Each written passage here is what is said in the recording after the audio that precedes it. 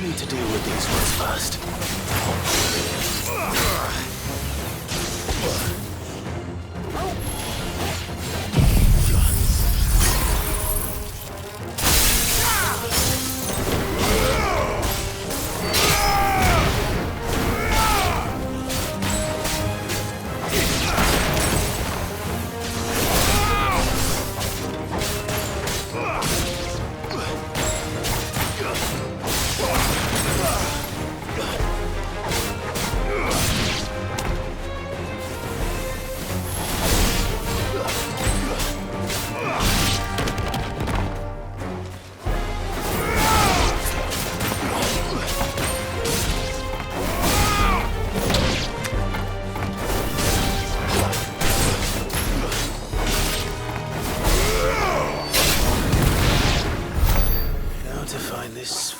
Echo.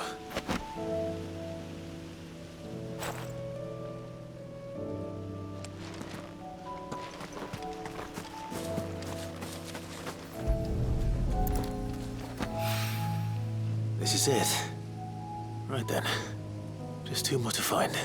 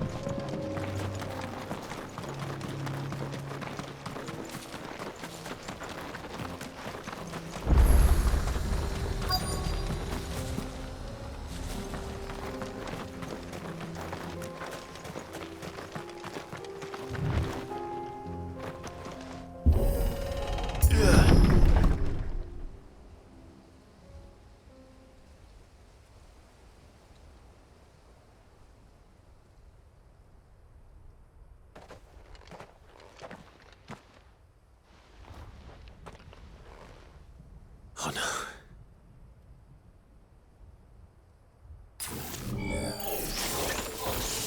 You'll pay for this.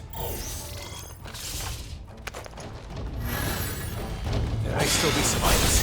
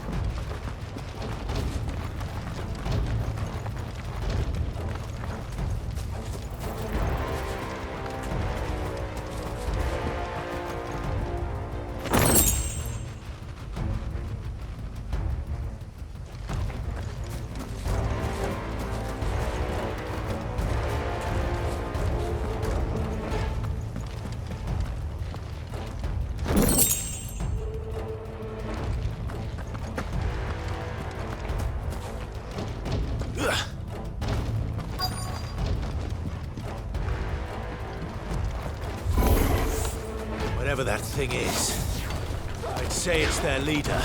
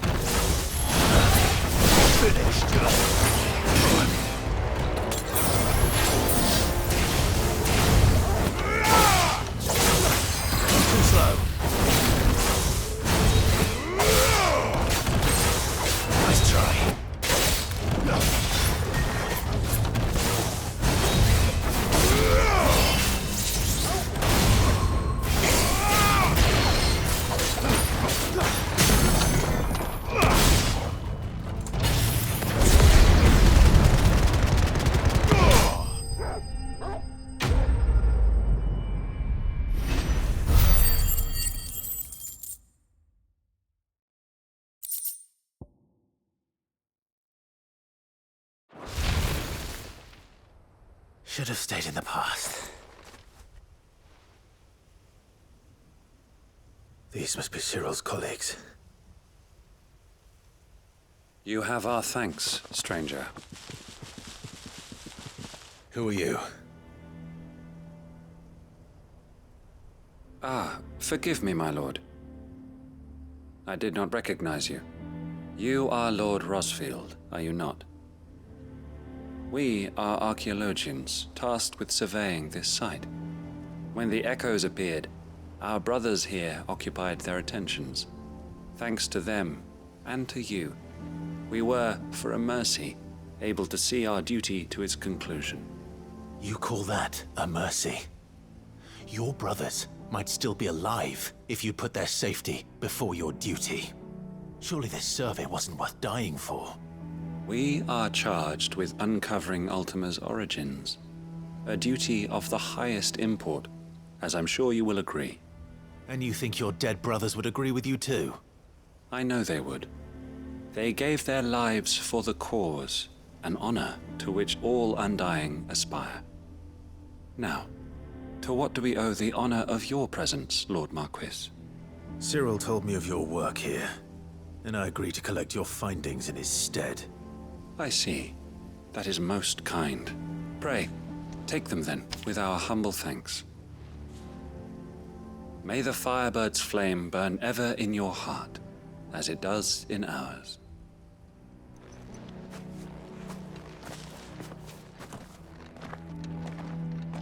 It's one thing to lay down your life for another, but for a survey... I suppose I'd better get this back to Cyril.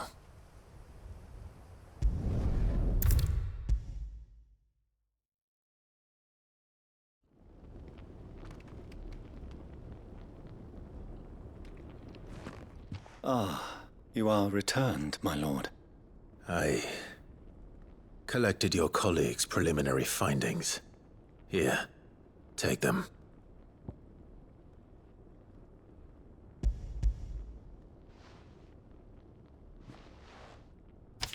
My thanks. I shall study them, and inform you forthwith if I discover aught that might aid you in your fight against Ultima. Cyril, your survey party suffered several losses in Kretov.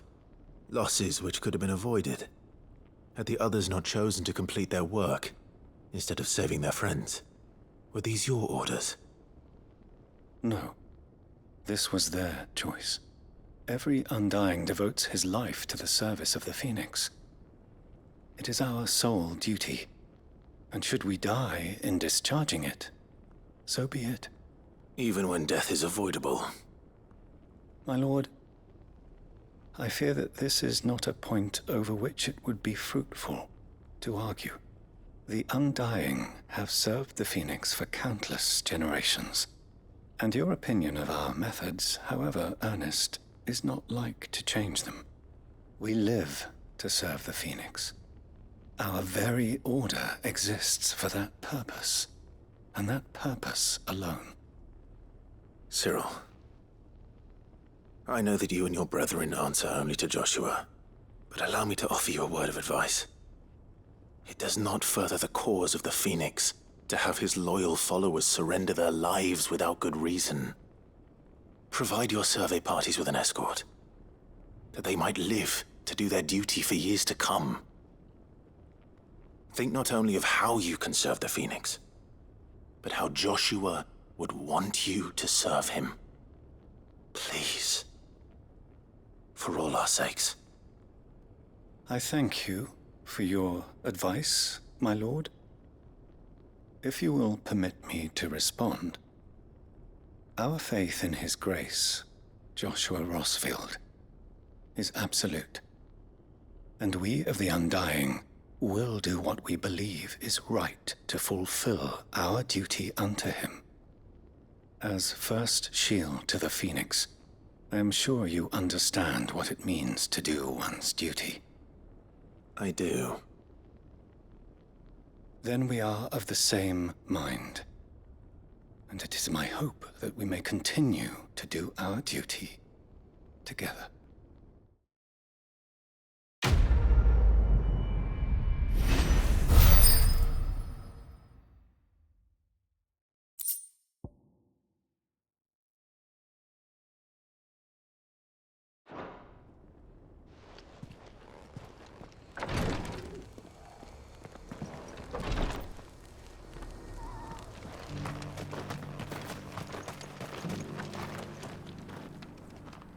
Welcome, welcome. A fine choice. Of course. A fine choice.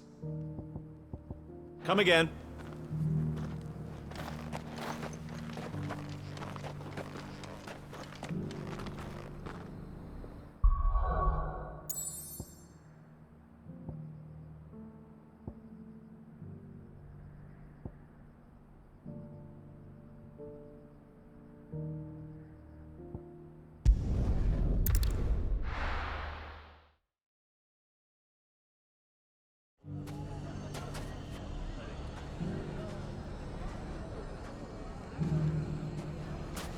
It's not going to be easy finding one man in an entire republic.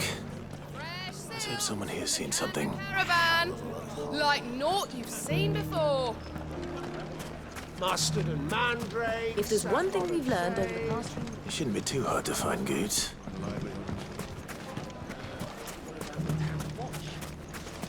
I still can't quite believe it. And all his men with him. I always thought it was the blessing. Could be I know something more. What's it worth to you? Clive, listen! I found someone who says he's heard the rumours about Nan. Have you? Go on. Tell him what you told me. All right. It's like I said. A wizened old crone by the name of Karen's been selling steel to whoever will pay her price, be they knight or knave. Says the more swords and spears she puts in people's hands, the more war they'll wage. And the more war being waged, the more call for swords and spears. And who will they all turn to keep them in steel? Why, the good Reaper herself. And you've seen this Reaper at work? Aye, it just so happens I have. You'll find her right here plying her trade most days. Here in Delamil? Where exactly? She has a stall here in the market, but if you're not the patient type, you can probably find her at her storehouse on the edge of town. But it'd be a bolder man than me that braved that particular nest of vipers. Feeling bold, traveler? I hope so, for your sake. Now, if that's all, I have places to be. Sorry to have kept you. You don't think Nan's the Reaper, do you? Not unless she's discovered the secret of how to be in two places at once. Eh? What do you mean? Lady Karen hasn't left the hideaway in weeks. So who has been running this stall he spoke of? Good question. I'll go and have a look. And I'll visit this storehouse on the edge of town.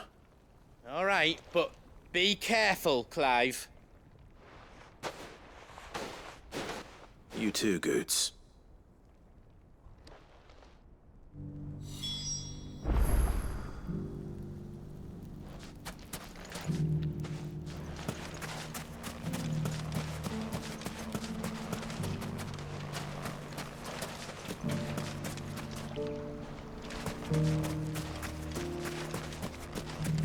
I always thought it was the blessing I'd miss if the fang fell, not the miners.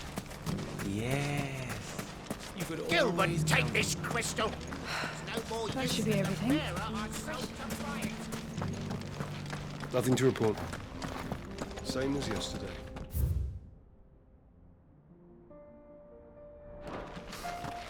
And the day before.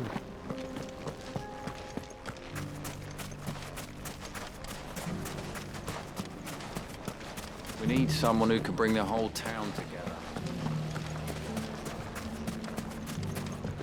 When the fang fell, it took my livelihood with it. If there's one thing we've learned over the past few years... Mustard and mandrake. Fresh saffron and silks from the sage. can to Everything's back caravan. the way it was. Like naught you've seen before.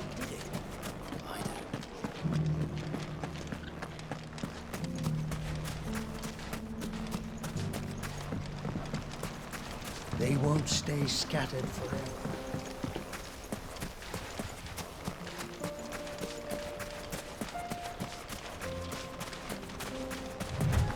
Time to brave the Viper's Nest.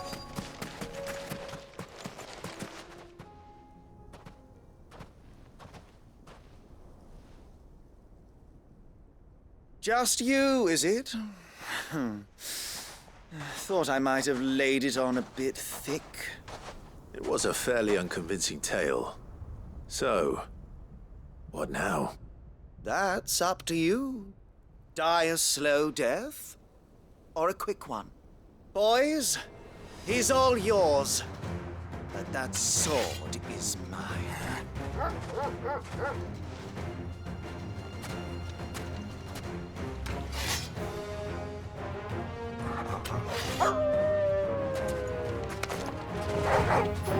Leave now and we could pretend this didn't happen.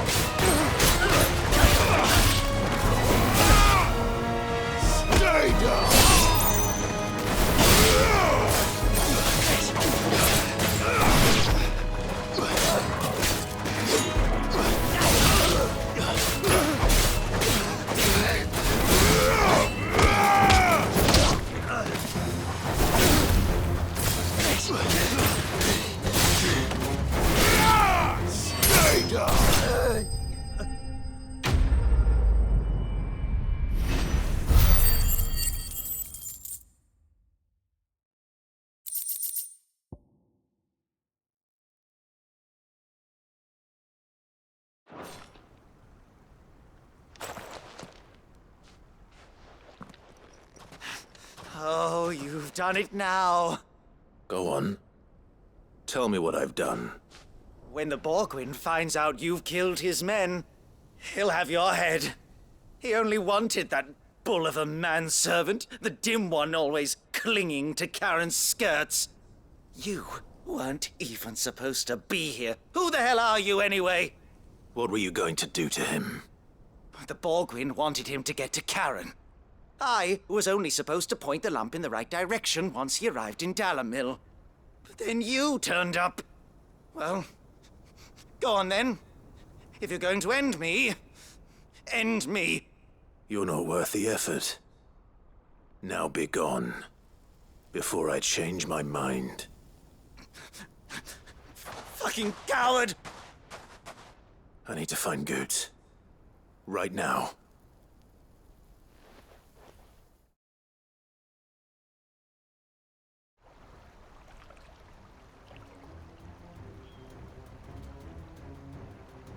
Get your filthy paws off me, you naughty-pated lout! Stop calling me names! And stop spreading them horrible lies about Nan! Well, that will be easy enough. For they are not lies. Every last word is true. And she must pay for her crimes in blood! Lord! Goot, are you all right? He's gonna kill Nan! He said she had to pay in blood! After what she did, it is only right. She ruined my life and the lives of countless others. That loathsome harpy's very existence is a crime, and I will not allow it to continue. Goots, was it? I have no quarrel with you. Only with your employer. Run along now. You need not pay for her sins. No. No? I don't care what she did. I won't let you hurt Nan. Promise me you won't hurt her, or I'll kill you myself! Goot, no. Enough, all of you! Karen. But how did you? You're a sight less clever than you think you are, the pair of you.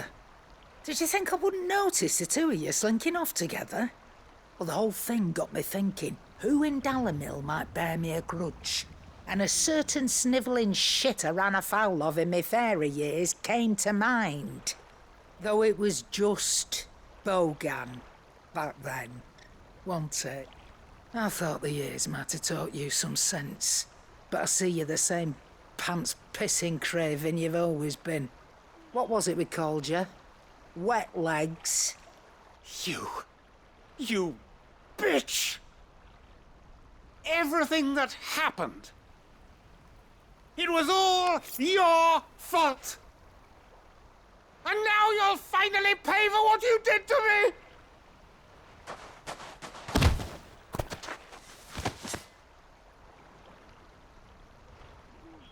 Goose, you... If you want a piece of Nan, you'll have to go through me. Fuck! You great galoot. Out of the way, I can handle this myself. So, wet legs, you remember what you told me when we last met? An eye for an eye. Wise words, Sam. Wise words. And now, it's time to collect.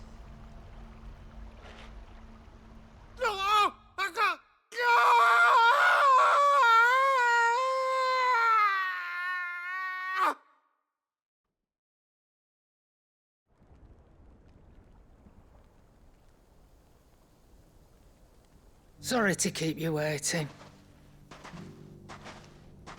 Is he... Dead? No. But I reckon he wishes he was. It isn't easy going through life one eye short of a pair. After all, I should know. You don't mean...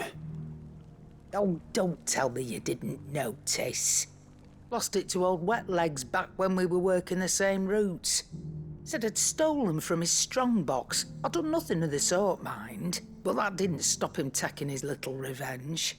So I took some of my own. Sorry, lost everything. His coin, his clients.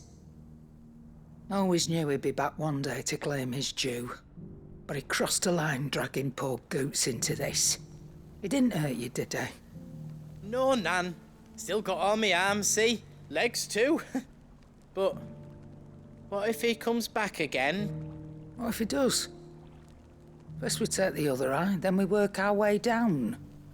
He'll learn his lesson soon enough. But something tells me the Wet Legs has learned it already. Right. Let's get you back to the hideaway. You've attracted quite enough attention already. Ta-ra, Clive. Remind me never to cross you, Karen.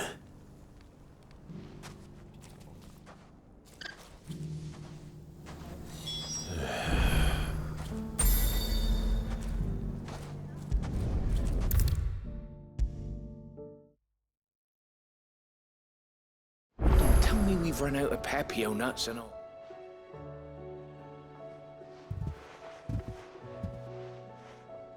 Nothing like a dish of cold vengeance to foul the gut. I'm sorry, Nan. I didn't mean to make things worse. I just thought I had to protect you. Like you've protected me. Aye, well, someone had to. Your parents certainly didn't give a whit for your well-being. Reckon the both of us would be worse off if I'd not taken you on. You've always been me right eye, Goots. And I'd have you stay that way. So don't you dare go looking for trouble again. Well, I will. If you ever need help, I'll do it again and again, and you can't stop me. Why, you big lump. Fine. Play the hero if it makes you happy. Thanks, Nan. I won't let you down. There's nothing he wouldn't do for you. That's as maybe. But if he's ever to make his own way in life, he'll need to start looking out for himself as well. Till then, he'll need people to watch his back, just like you did in Dalamil. Don't think I didn't appreciate that. Of course. His family. Stop it. You make me one good eye, mister. I don't go thinking that'll do you any favours. A potion today'll cost you the same as it did yesterday.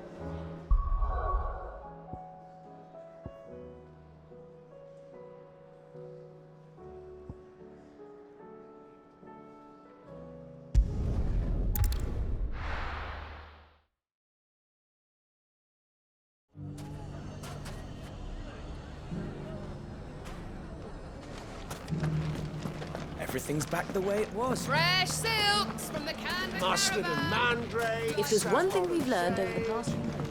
When the Fang fella took my livelihood with it. We need someone who can bring the whole town together.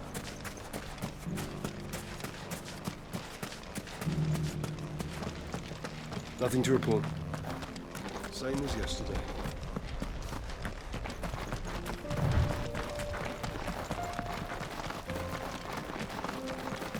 Someone's got himself in trouble.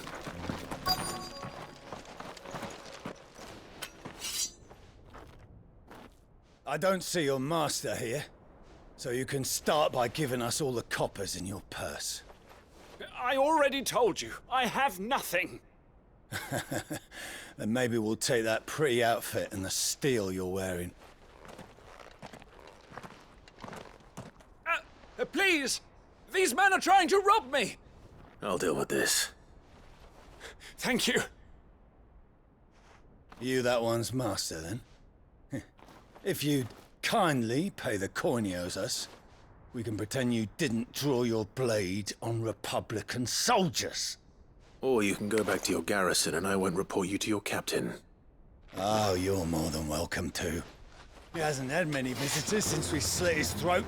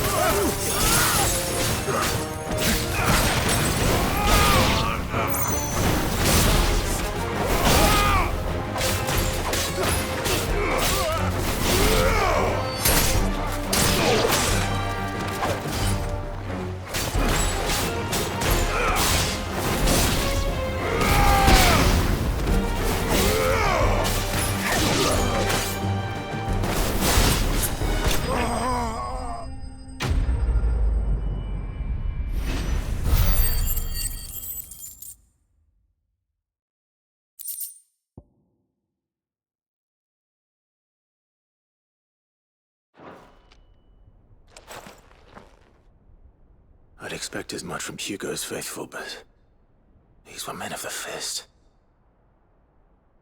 Much has changed in the Republican army since they lost their rock. You've seen this kind of thing before, then? Many times.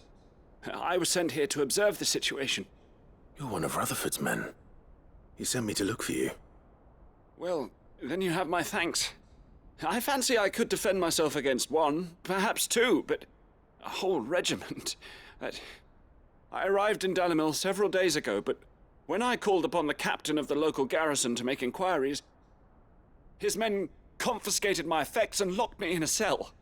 The captain is no more, and his men make the rules now. Fortunately, I was able to bribe my way free, only to be stopped again by those soldiers you so kindly dispatched. What of the Fist Central Command? Surely they wouldn't allow such lawlessness amongst their ranks. I would imagine they are unaware of it. Most of the army has fallen back to the capital and hunkered down behind her walls.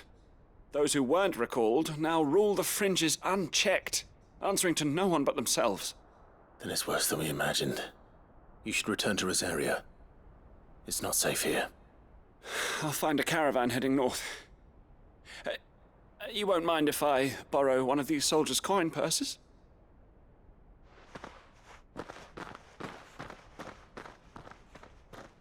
Not at all. Now, to find this second associate of Rutherford's. If he was bound for Oriflamme, I'll start at Northreach and see if I can pick up his trail.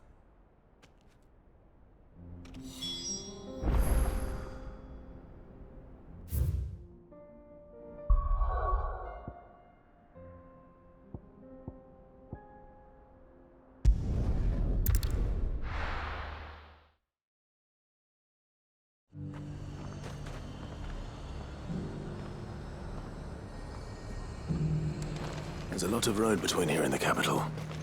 Rutherford's man could be anywhere.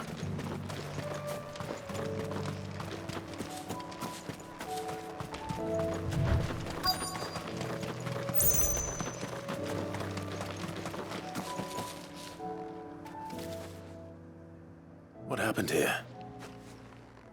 If you're with the others, they've already relieved me of my belongings. I'm not. I'm looking for someone who was sent here by a man named Rutherford. And then you found him. I'm Alistair Rockford, attendant to the Lady Ariane of House Wellesley. Of the 7 high houses of Rosaria. It's been a long time since last I saw my great-aunt. Is she well? My Lord Marquis? Yes. Yes, she is. The Lady Dowager has granted me leave to assist your Uncle Stuart. I was on my way back from the old capital when I saw some villagers being robbed on the road here. Bandits? They looked more like field hands, but it didn't matter in the end. I did what I could to help the victims, but all it earned me was a pommel to the temple. Which way did they go?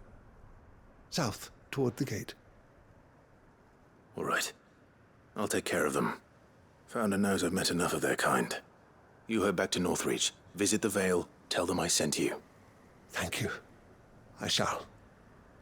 Founder be your shield.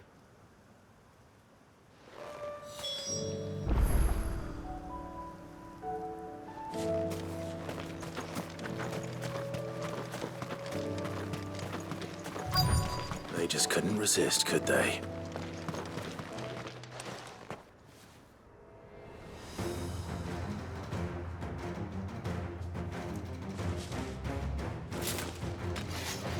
This one's ours, pretty boy.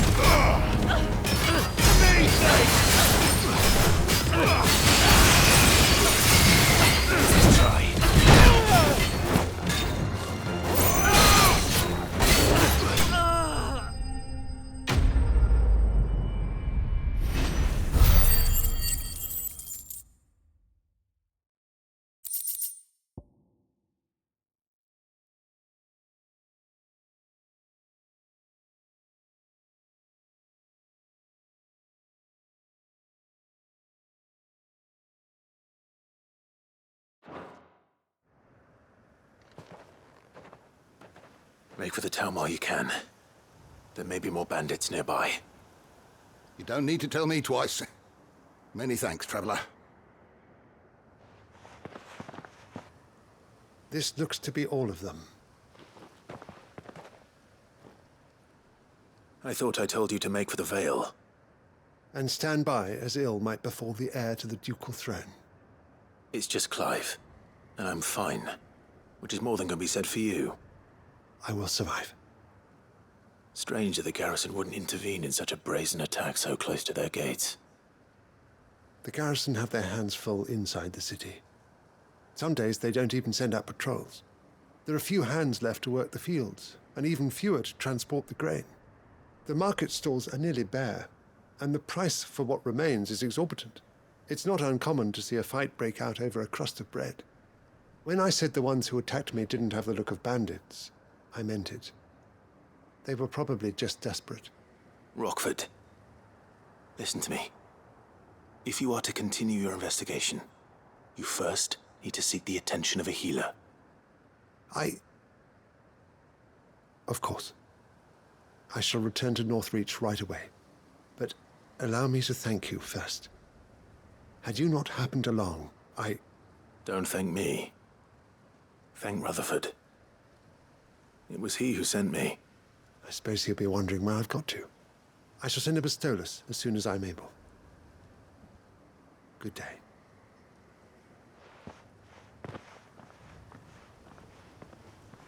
My uncle certainly has his work cut out for him. If it isn't already too late. I should go and tell Rutherford that his colleagues are still in one piece.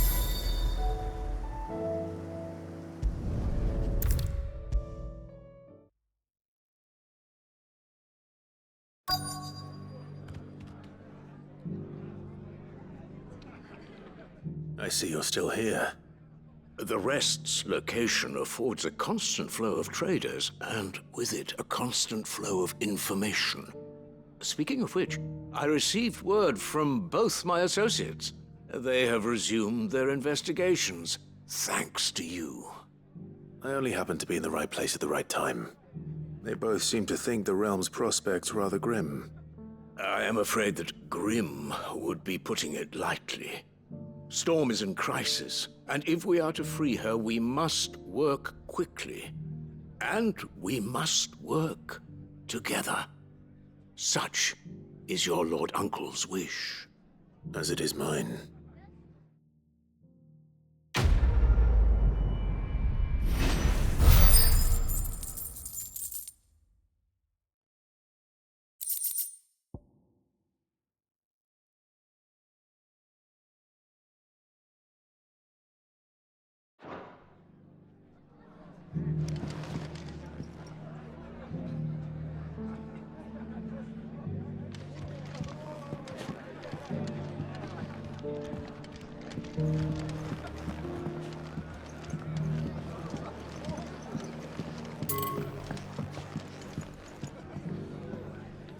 Ah, Clive, I was just about to send for you.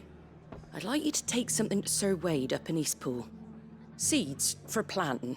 Thought it was about time they started growing their own food. I'll keep providing them with whatever they need in the meantime, of course. But if Eastpool's going to survive, it's got to be able to fend for itself. As have those poor bearers. They've lived their whole lives in servitude, but now they're their own masters.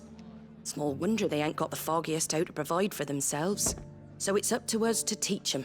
And if you're wondering why you, well, the Wagoneers taking supplies up that way have been coming back with more and more reports of Akashic around the village of late. Sir Wade's putting a brave face on it, but I think even he's starting to worry. And if he's likely to share those concerns with anyone, it's you. All right. Thanks. Wouldn't ask if I didn't have to. There. That should be enough to keep him in Gazal Greens for a few years at least. Gazal Greens? Not the most mouth-watering crop, I'll admit. But they're hardy, they grow fast, and they fill a hole. Better that than something that'll wither away at first frost. And chocobos love 'em too, which is no small thing. When I say all of us need to pull together to get Eastpool back on its feet, I mean all of us. They ain't exactly succulent, but cook 'em right and they're just about bearable. I'll take your word for it. Anyway, Sir Wade'll know what to do with them. And if he don't, well, I'll go up there and show him myself. I'm sure you will.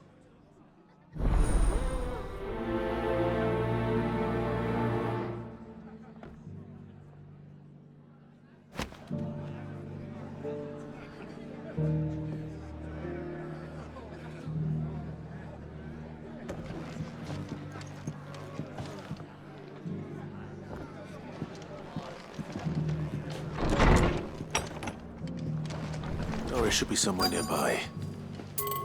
Assuming she's still here. Just because the heavens have gone to wreck and ruin, it don't mean we have to. Nearly done. Let's get this stall set up.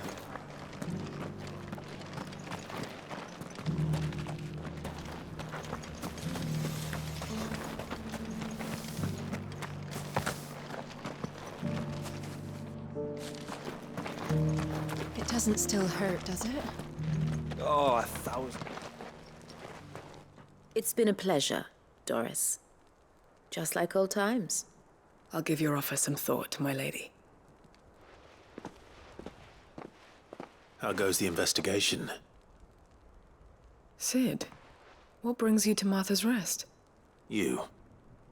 I heard you were out here on your own, tracking our slaver. I trust you're being careful. Of course. And it had to be me. The bearers from the Dragon's Eyrie confirmed a long-held suspicion of mine that the slaver we've been tracking is an old acquaintance. She's no fool. If we'd come in force, she would have spotted us straight away, and then vanished without a trace. That was her just now, wasn't it? So, was it a fruitful reunion? I'd say so. She tried to recruit me. Seems her time in Rosaria is coming to an end. She's abducted bearers from across the region and is looking to smuggle them back into Sambrek. After her brush with those beastmen on the road to Northreach, she hired herself an Imperial escort, which she wants me to join. She's dangerous, Sid, but I think I can stop her. Then I'm going with you. I'll take care of the escort. You can see the bearers to safety. Where are they? The Baum Archers, soon to break camp. You go on ahead. I'll follow once I've sent word back to the hideaway.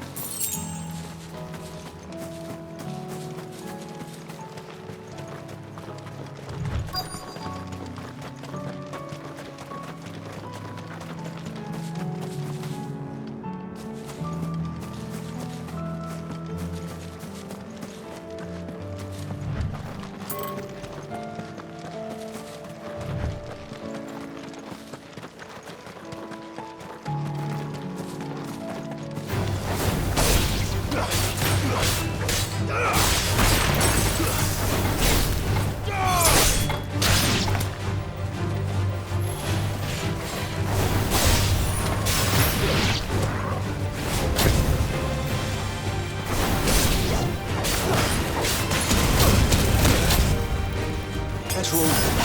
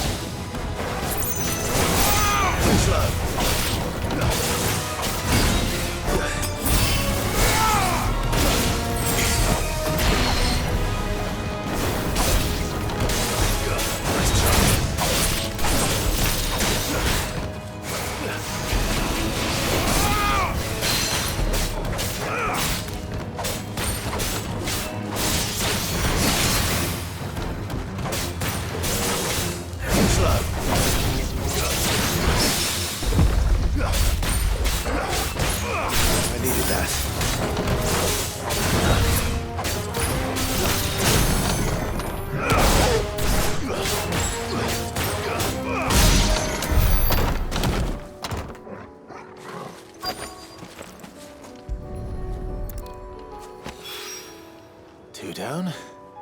One to go.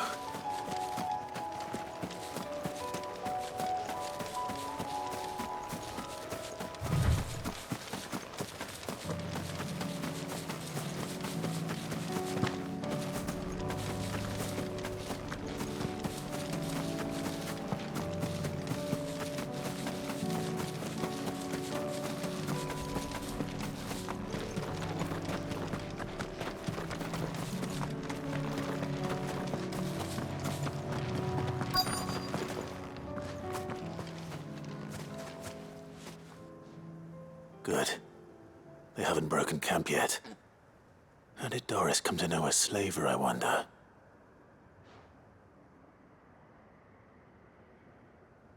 We've waited long enough. She's not coming.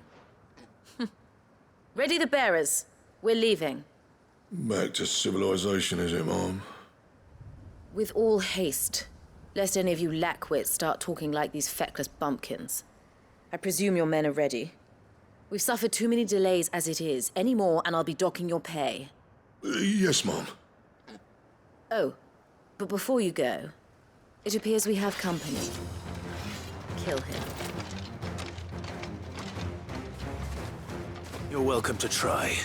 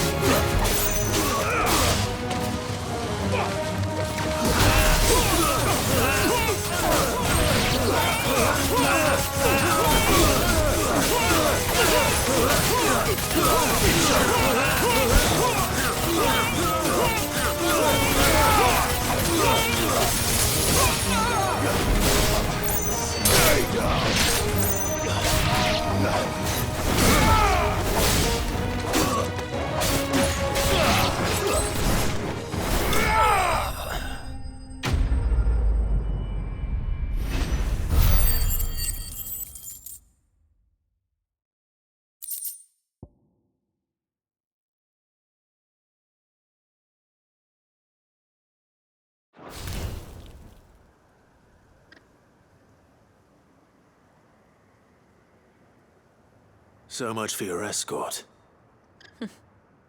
You'll forgive me for not avenging my men. I'm not the swordswoman I used to be. I surrender. Do with me as you wish, Cid the Outlaw. Cid! Ah, Doris. I take it you're not here to rescue me from our brooding renegade? You know, I always wondered where you'd vanished to. But casting your lot with this criminal of all people. Better fighting for a cause than killing for coin.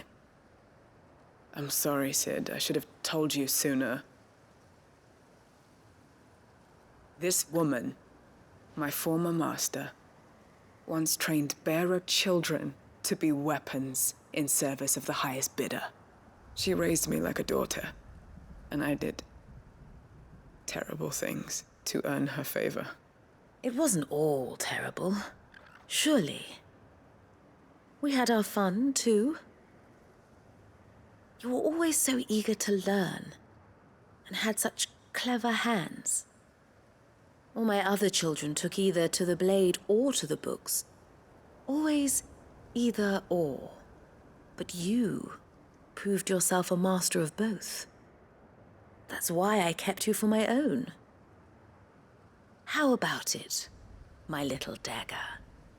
Care to swear that blade to me again? I never swore my blade to you, nor will I ever. I fight for a higher cause, to liberate the bearers of this world. Farewell, Master. Thank you for making me the weapon I am. You always were a righteous child. Perhaps that's the reason I loved you so.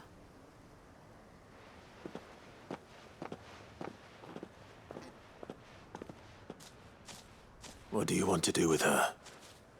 I am not the killer she wanted me to be. Not anymore. And she no longer has friends in high places. The Dame does, though. Her connections at the Imperial Court will see that justice is done. All right. If you're certain. I am. And thank you for everything. Now, I better let these bearers know that they're safe.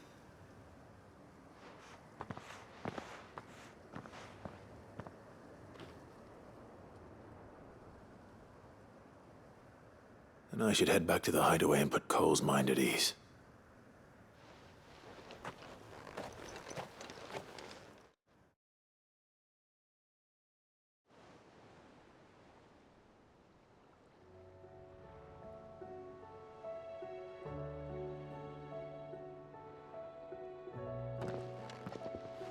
Welcome back, Sid.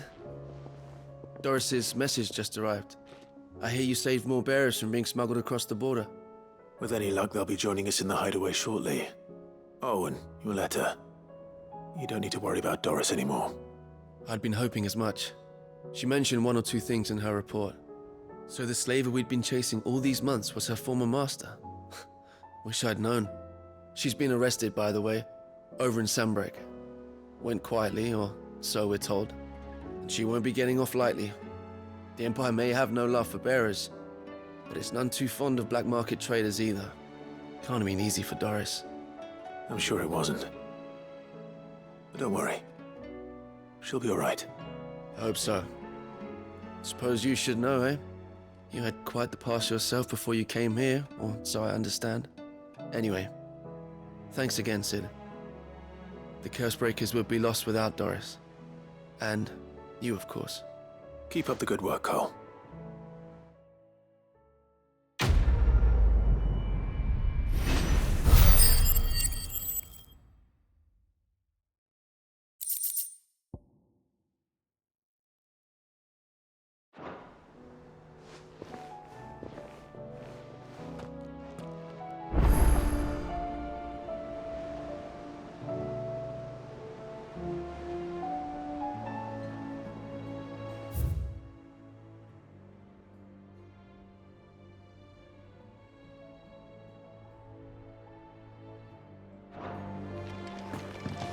Come back.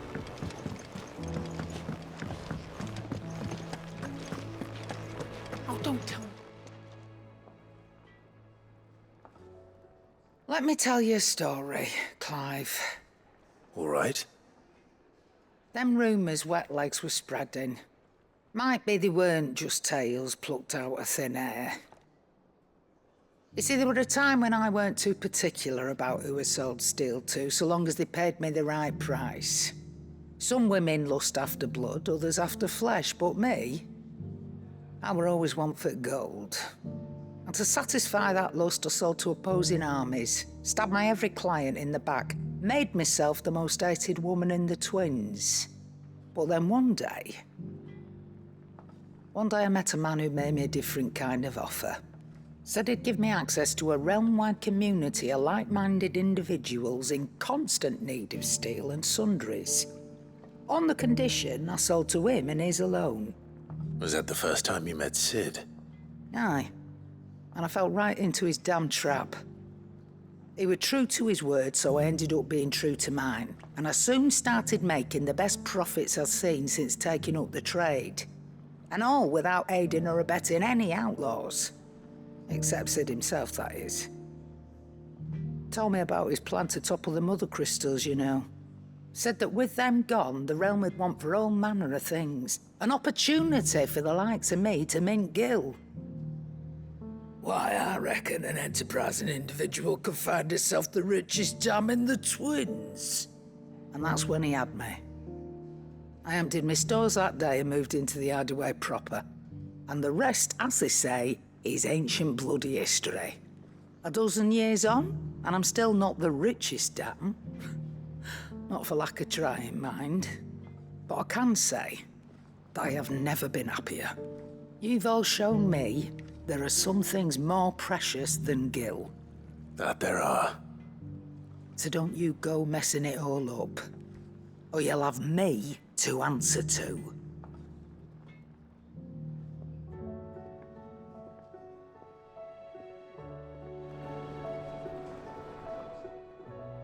Still alive, are you? Coin purse weighing you down? It'd better all be here. You'll not find a better price than that. It'd better all be here. Is that all?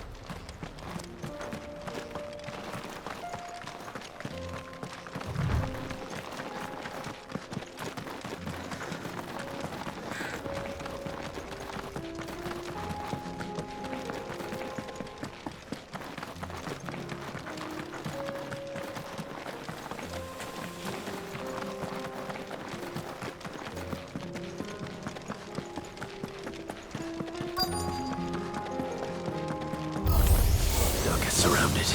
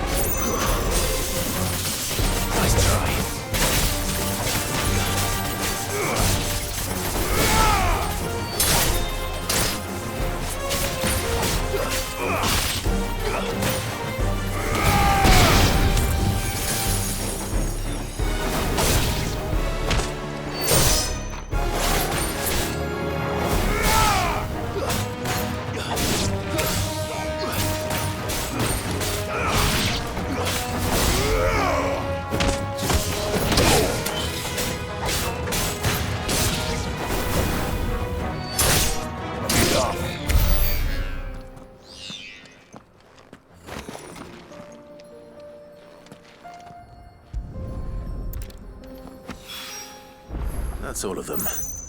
Owain can uncross his toes now.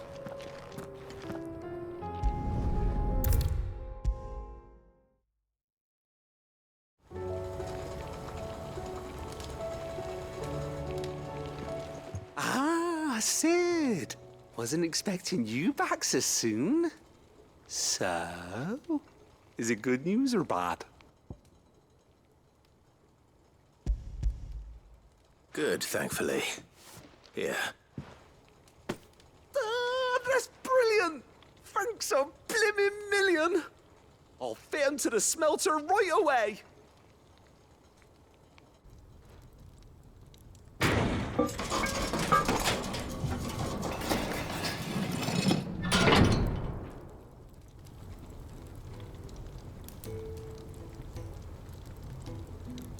May I present to you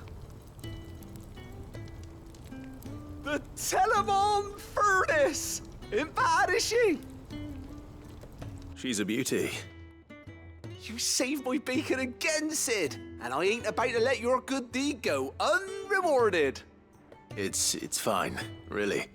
My bag's flexible enough already. Oh, don't say that. I'm sure I can make a few improvements to it yet. You could just buy me a bigger... How about that clasp? Looks a bit stiff. Reckon you could loosen it up and make some more room? And I reckon I know how. With a new alloy we've been working on. The Telemon Furnace was just what we needed to perfect it. It's a metal, see? So it's lovely and strong, but it's also, well, stretchy, if you can believe it. Stretchy metal. Well, if you insist. That is the spirit. You'll love it, I promise.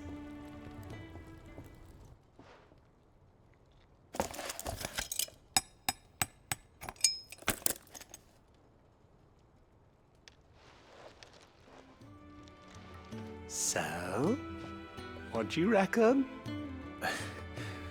It's actually quite ingenious. Thank you, Owain. Shh, don't mention it. You earned it.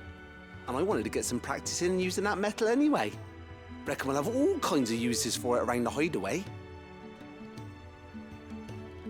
Can't think of any right now, but that's our job, innit? Dreaming up new ways to make life easier around here. Maybe even out there, too. One day, the whole world's gonna know about the inventions you've helped us put together. That bag of yours will be the first of many. You mark my words. They'll hardly believe their eyes, I'm sure.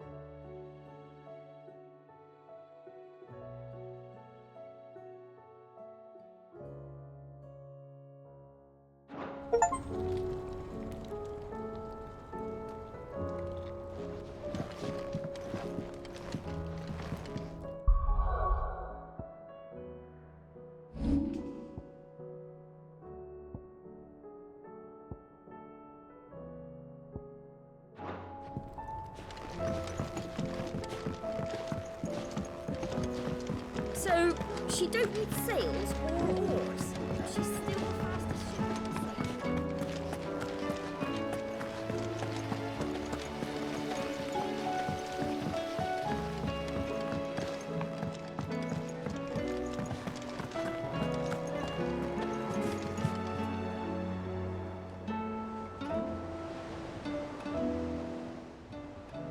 How are you doing?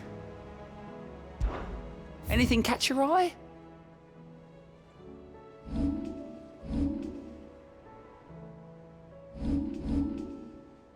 Seen enough?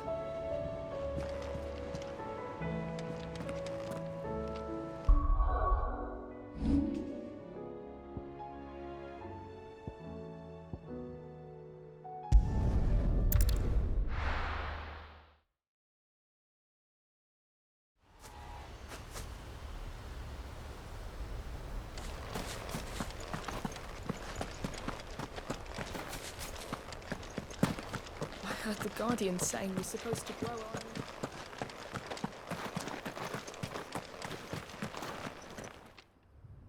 Ah, Lord Rossfield. What brings you to Eastpool? A delivery from Martha.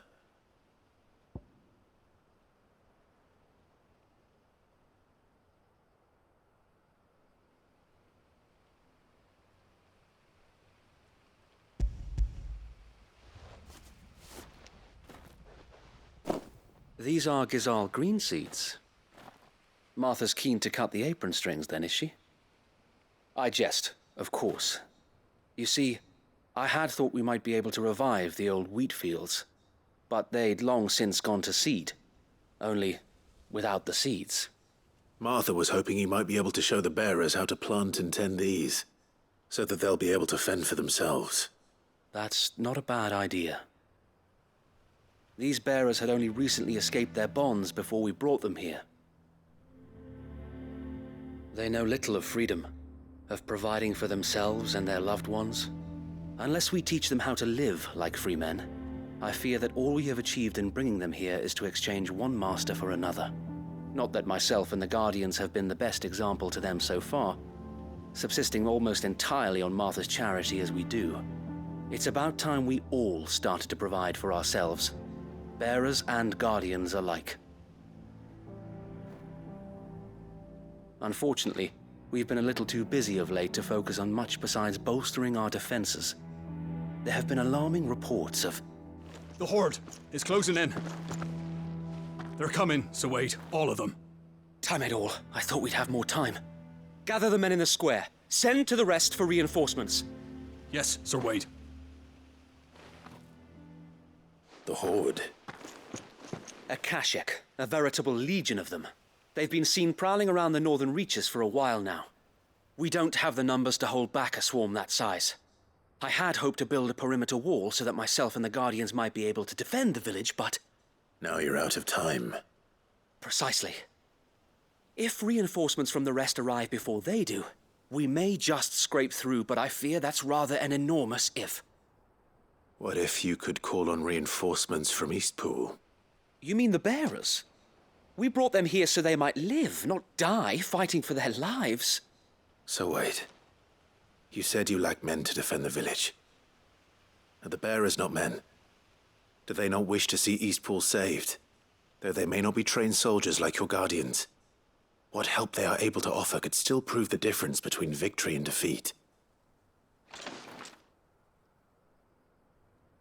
You're right, my lord. I will appeal to them.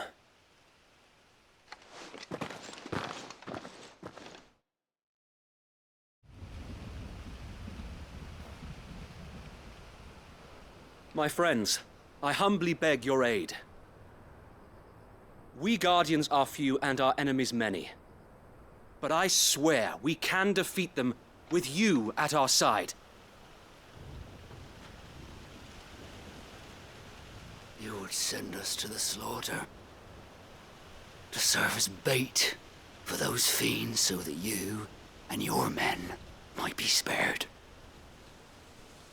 And to think we trusted you. Say what you will. A home is not worth dying for. But it is worth fighting for. Sir Wade fights to give you lot a chance. Just like I do. Just like Sid does. We all wanted to give you a home where you could be free.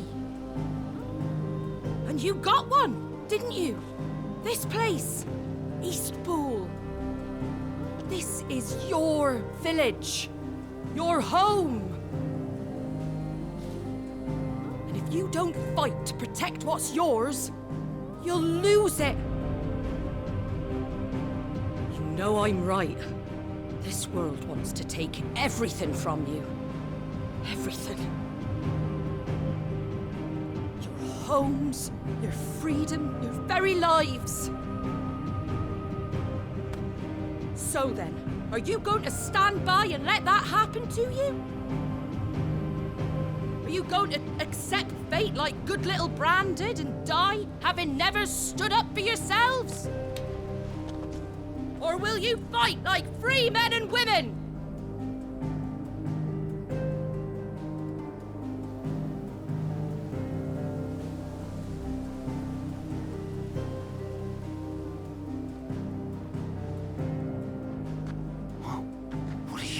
All right. Give me a sword. I never dreamt I'd have a home of my own. And now that I have, I don't want to lose it. I will protect what's mine, or die trying. We all will. Free men and women, fighting together.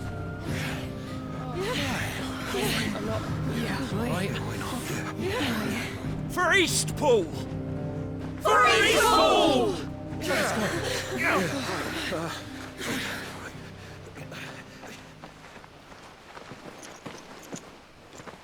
Thank you, Martha. Don't mention it. Just promise me one thing. That you'll show them how freeborn fight. Gladly.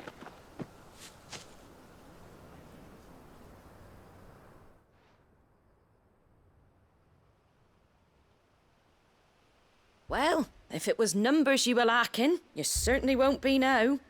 Thanks to you. Me? Oh, I just love the sound of my own voice. Lord Rossfield, my lady, we're ready. So what's the plan of action? We'll divide our forces into several small detachments, each made up of guardians, bearers, and guards from the rest. These will position themselves at strategic points around the village. Upon engaging with the Akashic, each detachment will keep the creatures occupied as best they can, steadily retreating all the while. You're going to lure them into the village? I am. We will have neither the time nor the resources to treat the wounded, so injuries must be avoided at all costs. Instead, we will focus purely on defense at first. By coordinating our withdrawal through the use of messengers drawn from among the bearers, we will aim to have the swarm converge at a point of our choosing. With luck, that point will be the village square, the perfect place for our most able warriors to surround them and fall upon them, and for you and I to finish them off. A sound plan, but one that'll require a leader with a cool head and strong nerves to coordinate the retreat. I'd say you have both in abundance, await, but you'll be needed.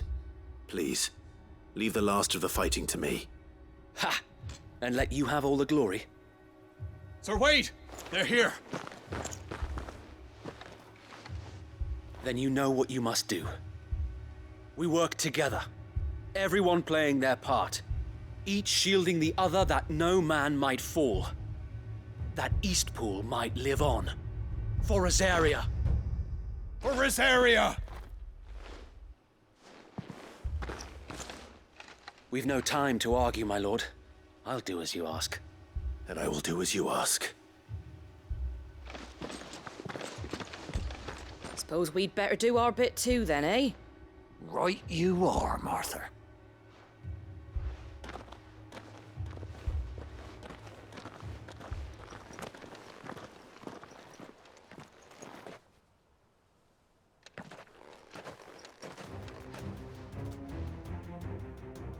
The calm before the storm.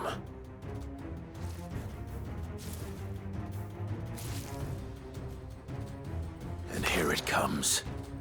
I will not let this village fall.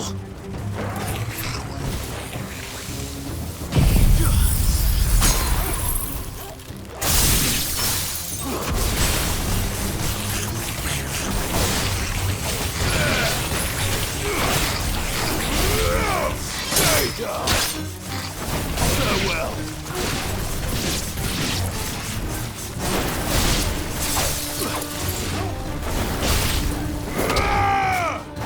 Farewell.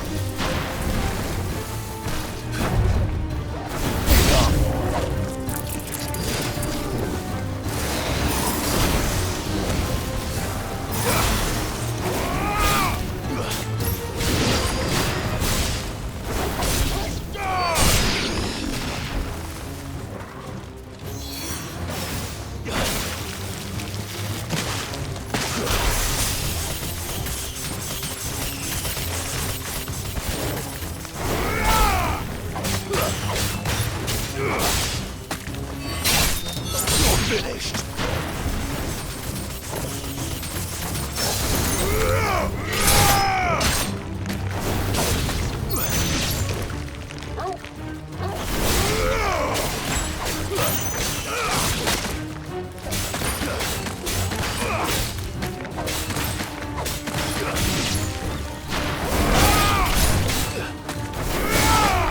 Stay down.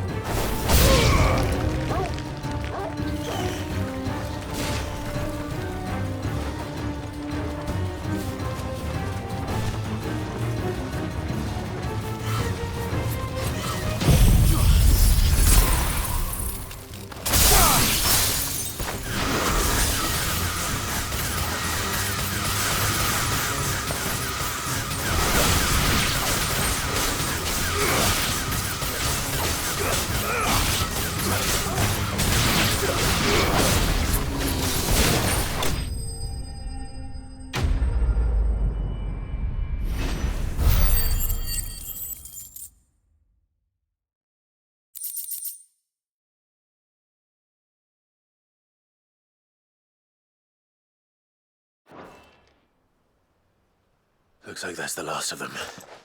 Lord Rossfield! Change of plan! What is it? Owl from the rest. An Akashic curl's been sighted on Rhiannon's ride and is headed in their direction. Well, the better half of her guard is here. So wait, how many Akashic remain in East Pool? Hard to say. My men are still facing some resistance, but I think the worst is behind us. I could order a detachment or two to fall back and... No. Let them finish the job. You stay here too, Sir Wade. Your men need you. I'll go after the Curl. Join me only when East Pool is won. If you're sure, my lord. May the Founder protect you.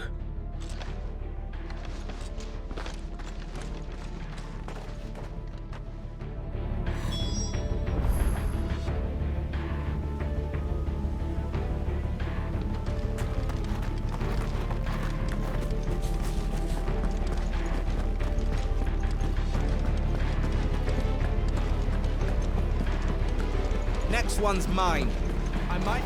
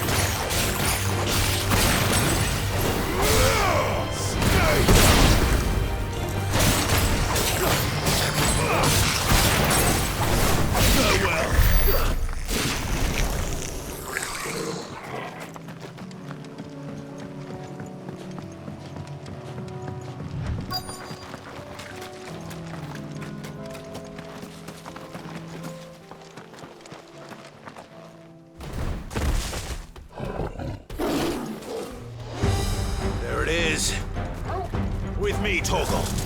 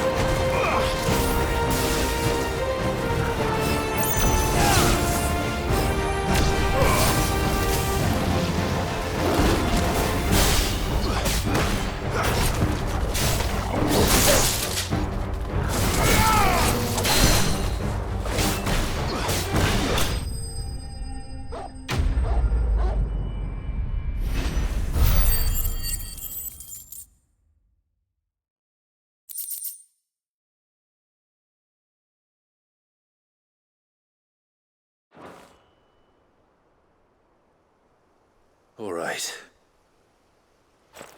Back to Eastpool.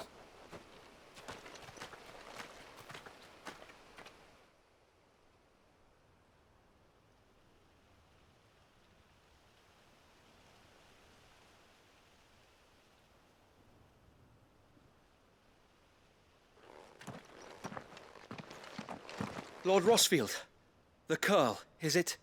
It's dead. Thank the Founder for that. And for you, my lord. We were able to eradicate the rest of the Horde. I have guardians posted around the village to keep watch for further attacks, but all seems quiet for now. I hesitate to say it, but I think it might be over. I think it might.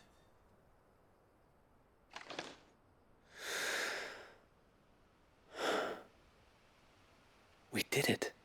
We saved Eastpool. Thank you, my friends. Thank you. No, Sir Wade. It's us who should be thanking you. You brought us together. Showed us what it means to fight for what you hold dear. We never had nothing to call our own before. We didn't know what it meant to protect it, but now we do. We really do. Forgive us, Sir Wade. You and your people saved us, and still we doubted you. But there's no doubt in my mind anymore. We're free men now, so we have to start acting like it. We have to fight to protect what's ours, to protect Eastpool. And we shall. We all shall. Together. This is our home. And if anyone or anything tries to take it away, they'll have us to answer to. Come on then. Let's get to work. This village isn't gonna rebuild itself.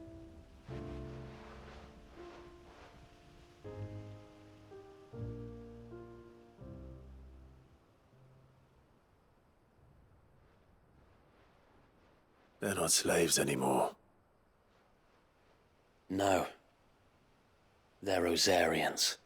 Your father took pity on the bearer's plight, and I believe if he was still with us today, this is what he would have wanted. I believe you might be right. I shall remain here, my lord, and do what I can to help rebuild the village. After all, this is my home now too. And I could hardly call myself an Eastpoolian if I didn't pull my weight.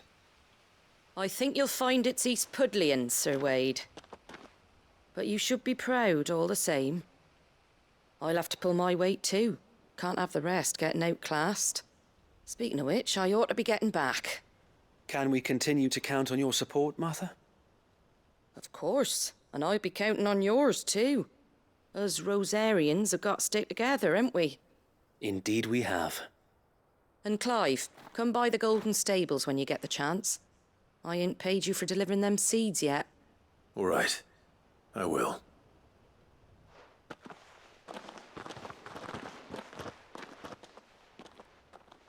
Lord Rossfield, do you remember our very first mission together? Clearing the goblins from the Stillwind marshes? How could I forget?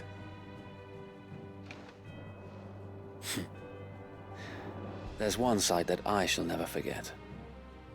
You, facing off against that giant Morble. Not a trace of fear on your face. Since that day, there have been more than a few times when I felt like giving up. When the odds seemed so stacked in the enemy's favor, I thought I may as well just lay down my sword and surrender. But every time I would think back to the look in your eyes that day and remember what it means to be a shield. Know that whatever trials Eastpool may face, I shall never lose courage. Thanks to you. So Wade, you have always been a true shield. I know that Eastpool, and indeed all of Rosaria, will be safe in your hands. Thank you, my lord. I know the rest of the world will be safe in yours. I'll do my best.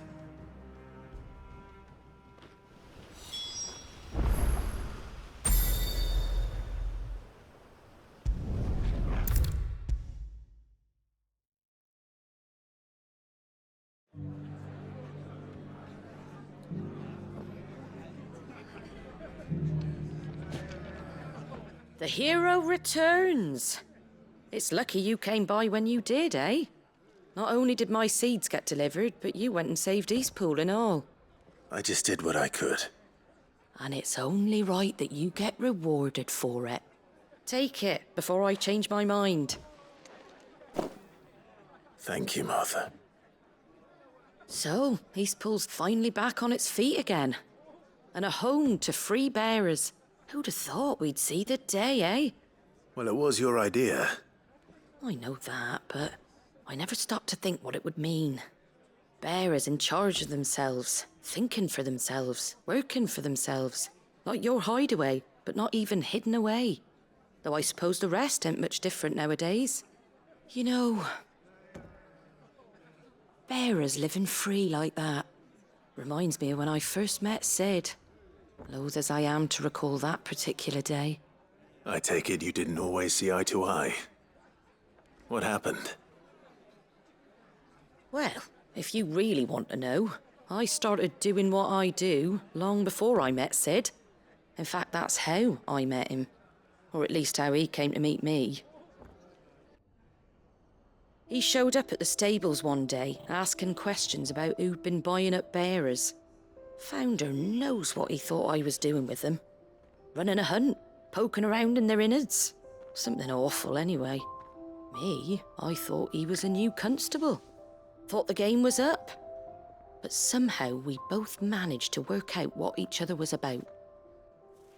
And before I knew it, the cheeky arse was rattling on at me about how I was doing it all wrong. After all my hard work. Told me I was giving them relief, but not freedom. That my bearers were still dying as slaves. Got right under my skin, it did. Told him if he didn't like it, he could bugger off and report me to the garrison. And do you know what he did? He smiled. And then he laughed. And then I did the same. We made a pact that day. That whenever one of us was in need, the other would always be there for him. And you were? Well, we both wanted the same thing. To make life better for bearers. Just like your dad. Do you know I was born right around the time Elwyn became Archduke? Growing up, I saw how he tried to change things. He certainly didn't lack for ambition, that one. Indeed. But the loftier one's ambitions, the harder they are to achieve. Which is why those of us who follow in their footsteps need to finish what people like Sid and my father started. Suppose you're right, aye. And if we don't manage it, there's always them who come after us. Good thing we've got a few half-decent sorts waiting in the wings, eh? It's almost enough to give you a little bit of hope. Just a little. Anyway, enough nattering. Better get back to work. Let's see about making everyone some dinner, shall we? The least the folks who saved Eastpool deserve is a hot meal. And you and me ain't gonna save the world on an empty stomach neither. That sounds like a wonderful idea.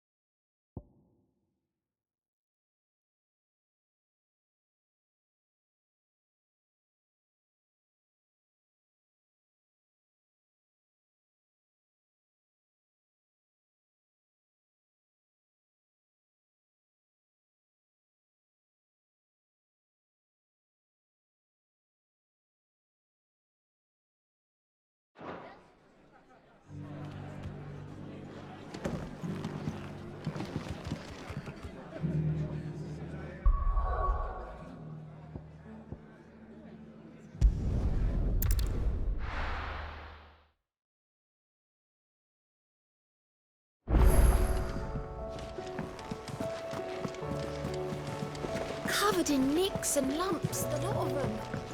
It's a wonder they can still walk.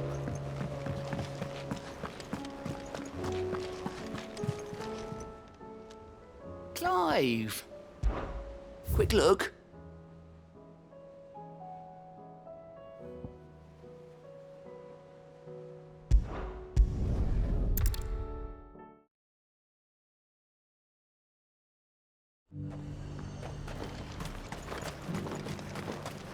I got peppers to numb you, tunnel. There were ghosts at the gates, not Daisy.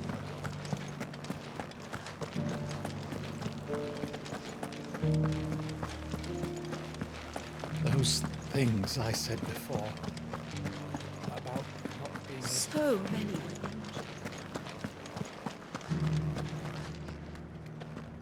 Oh, Clive. What am I to do? My wards and I may soon be without a home. What's happened? The High Cardinal has descended from his lofty throne and taken up residence here in Northreach. The High Cardinal? Leader of the Council of Elders, second only to his Radiance at the head of the Imperial government. Not that any of those things still exist. Now he goes by his noble title, the Duke of Oriflamme. And what does he want with Northreach? He wants to transform it into a military stronghold, a foundation upon which to build a new Sambrec. He's already secured the support of the various army remnants, with promises that they shall be afforded the respect they deserve in his empire. One built on the confiscated property of the people. He would rob the populace to pay for it. Believe me, I have used every means of persuasion to discourage him from this folly. But for whatever reason, he will not listen to me. What does Captain Philippe make of this? When the town was under attack, it was him the soldiers rallied around. Couldn't he use that influence again? How?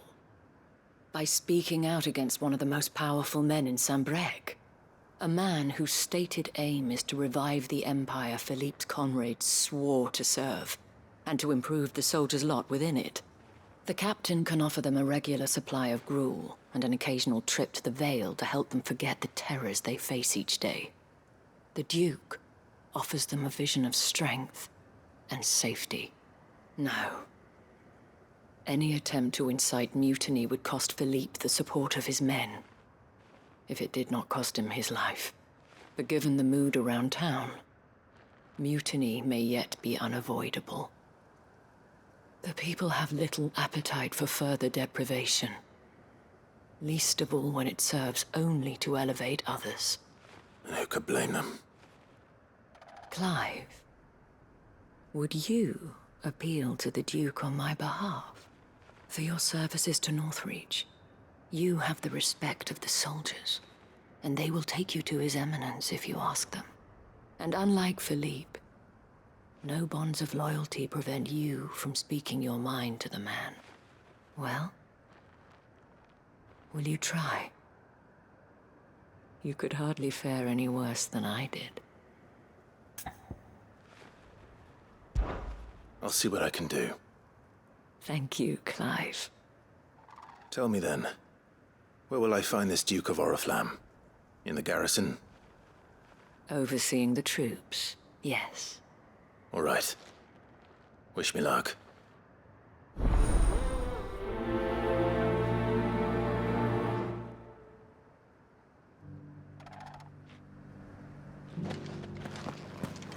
I may have met this Duke before, at the Remembrance Ceremony.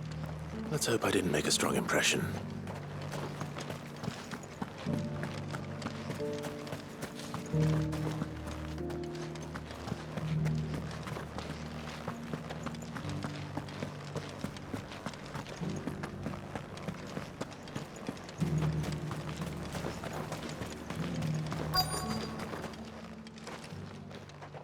Halt! Oh, sorry about that. You're the dame's man, aren't you? You got some business with the captain? No, actually. With the Duke. I was hoping I might be able to speak with him. We're under orders not to let any civilians pass. But you should be all right. His Eminence has heard all about you and your heroics. Wait here. I'll go and ask.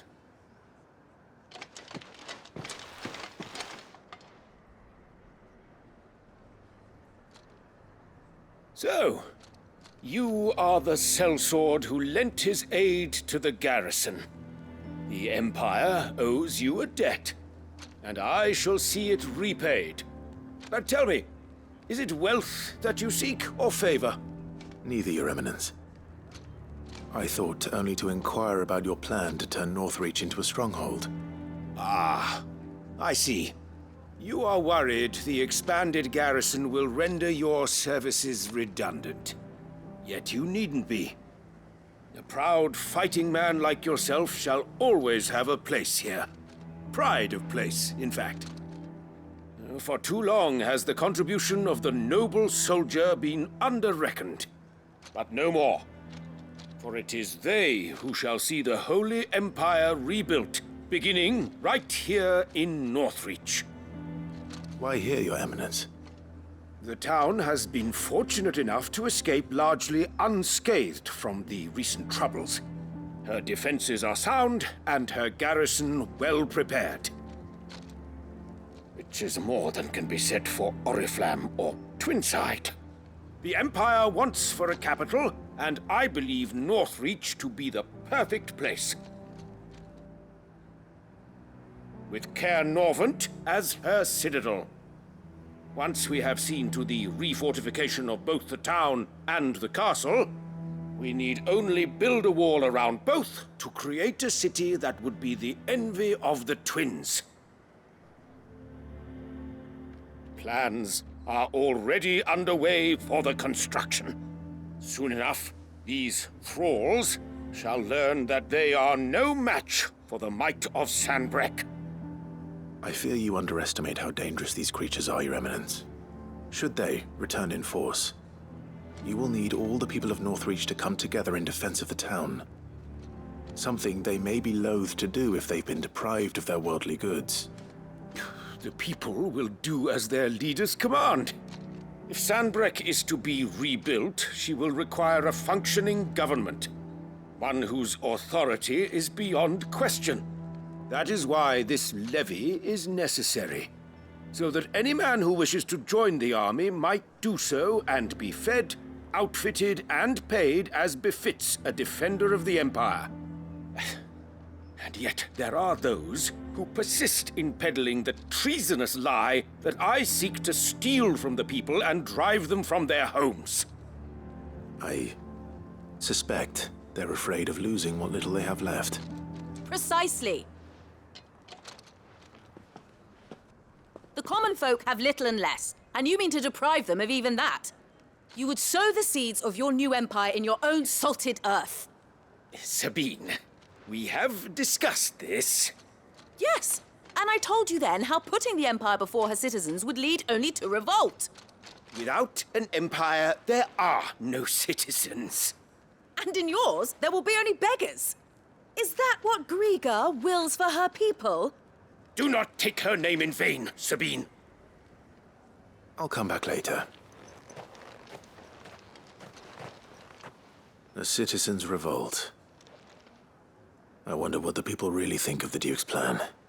It wouldn't hurt to ask them, I suppose. Let's begin with those on the other side of the wall. Sabine. As long as you remain, the Veil will see to your needs.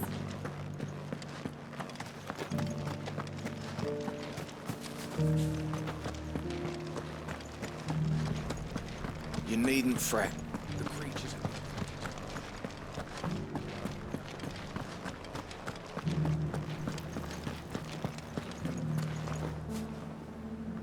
All right there. What is it you're after, sir? Just your opinion, actually. I wondered what you thought of the Duke of Oriflamme. Oh, him. Not much. None of us traders do. It's thanks to nobles like him that we had to set up shop this side of the wall in the first place. Couldn't have the rabble getting any closer to the holy capital, could they? And now he's trying to drive us out completely, threatening to take everything we got from us if we don't clear off. If the dame said she wanted him run out of town, I'd be straight through that checkpoint, tar bucket in hand.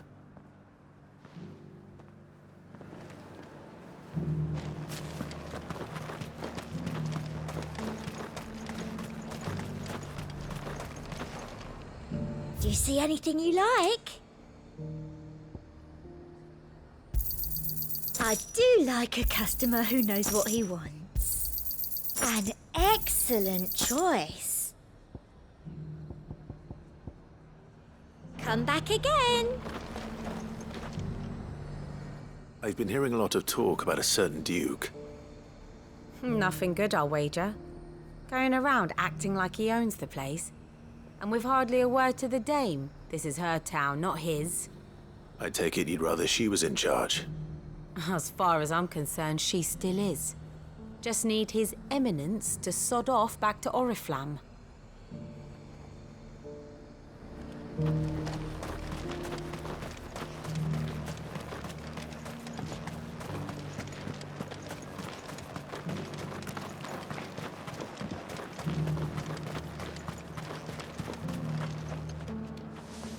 A question, if you don't mind. What do you think of the Duke of Oriflamme? Don't get me started. You build a life for yourself somewhere, only for some noble to turn up and tell you you've got to hand it all over to him. If he thinks his name and his chains give him the right to empty our purses, he's in for a rude awakening. We'll do whatever it takes to keep what's ours. Whatever it takes.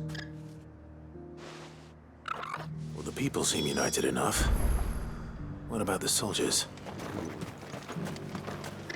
I heard the dame got an eye concert with the man.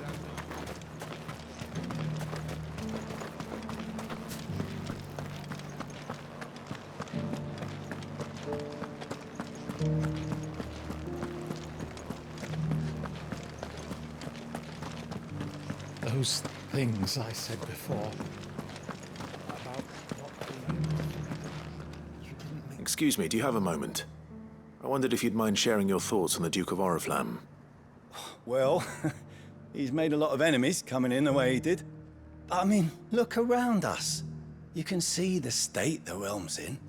The traders might not like having the screws put on them, but if they volunteered a few more of their hard-earned gil before things got bad, maybe they wouldn't have to. I think the Duke's got a point when he says rebuilding the Empire's the best way of making sure we're all protected.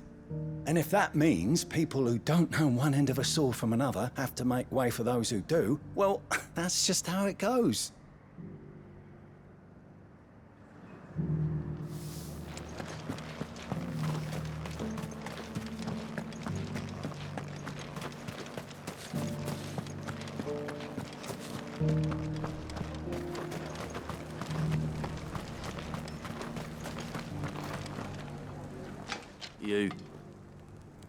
You're the one who was talking to His Eminence. On the dame's behalf, yes.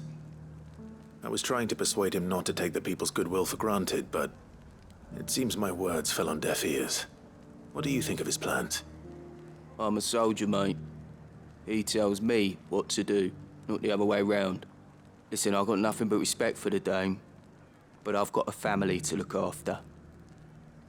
That's where my loyalties lie, not with the town or the Empire, but with my wife and children. If the Duke can get us some men and the equipment we need to fight off those blue-skinned bastards, I don't care how he does it.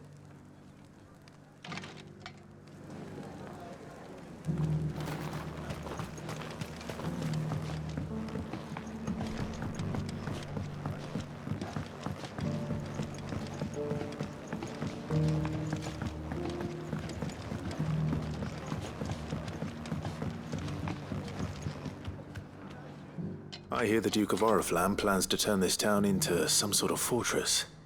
Do you think that's a good idea? It's not for me to say.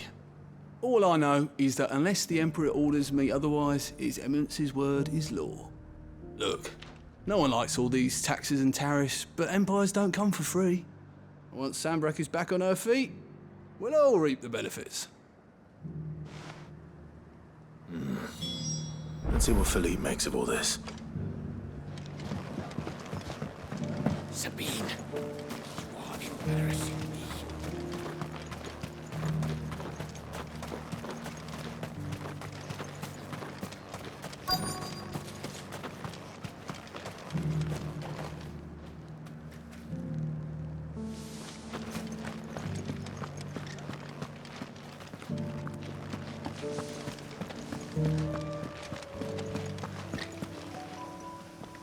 Captain, do you have a moment?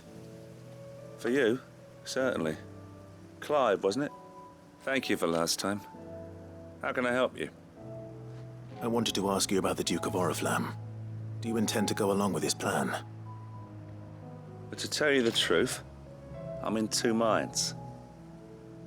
It's my sworn duty as a captain of the Imperial Army to obey his orders. But I can't say I agree with him. Philippe, I remember you saying that you became a soldier to protect the people you loved. The Dame included. That's right, I did. Well, she doesn't agree with the Duke's orders either. She thinks they could tear Northreach apart.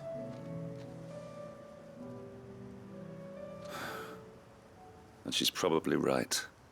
Thank you, Clive. I know what I need to do now.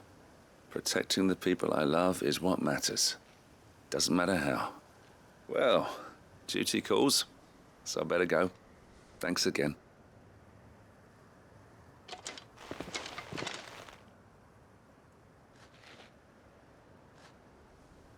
It seems Philippe wants to do the right thing at least. I expect Isabel will be pleased to hear that, if nothing else.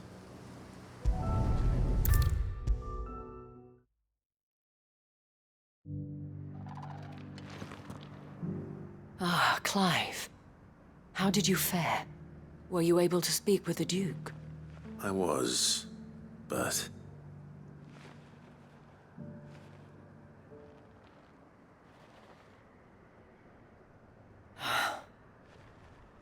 So Northreach is to be a fortress after all. Well, it will certainly help to hold back the thralls. There's no denying that. Though I doubt it will come as much consolation to the townspeople whose worldly goods are confiscated to pay for it. They deserve to be heard, Clive. To have a say in this new empire the Duke means to build. Sadly, His Eminence values their obedience more than their opinions, and hopes to reassert the authority of the state. I fear he sees the people as mere pawns on his chessboard to be sacrificed for the greater good. Needless to say, they themselves are of a different opinion, and would rather their destinies were in your hands. The soldiers, meanwhile, are content to follow their orders. And not just because of the Duke's rank, but because of his vision. I thought as much. Had I sworn to protect Sanbreque, I dare say I too would want nothing more than to see it rise from the ashes. Thank you for trying. But the battle is lost. I don't know about that. What happened to your uniform? I handed it in, along with my resignation. Told the lads I wished them well, but that I owe it to those I love to call it a day.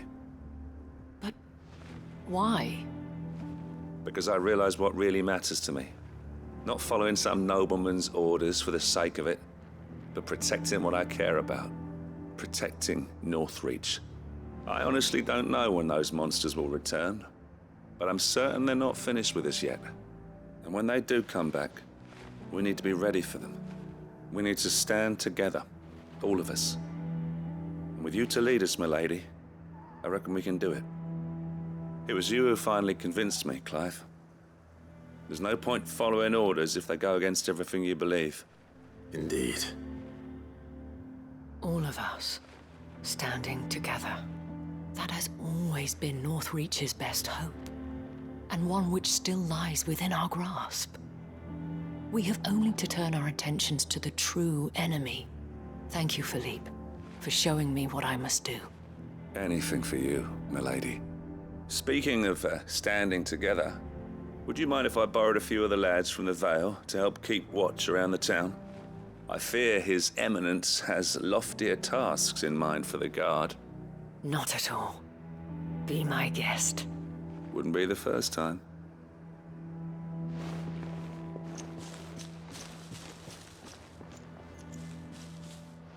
There may be hope for Northreach yet. Especially with men like you and Philippe to champion our cause.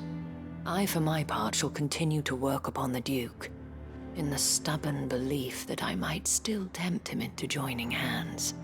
But I suspect I shall have to call upon your aid again. Until then, Clive.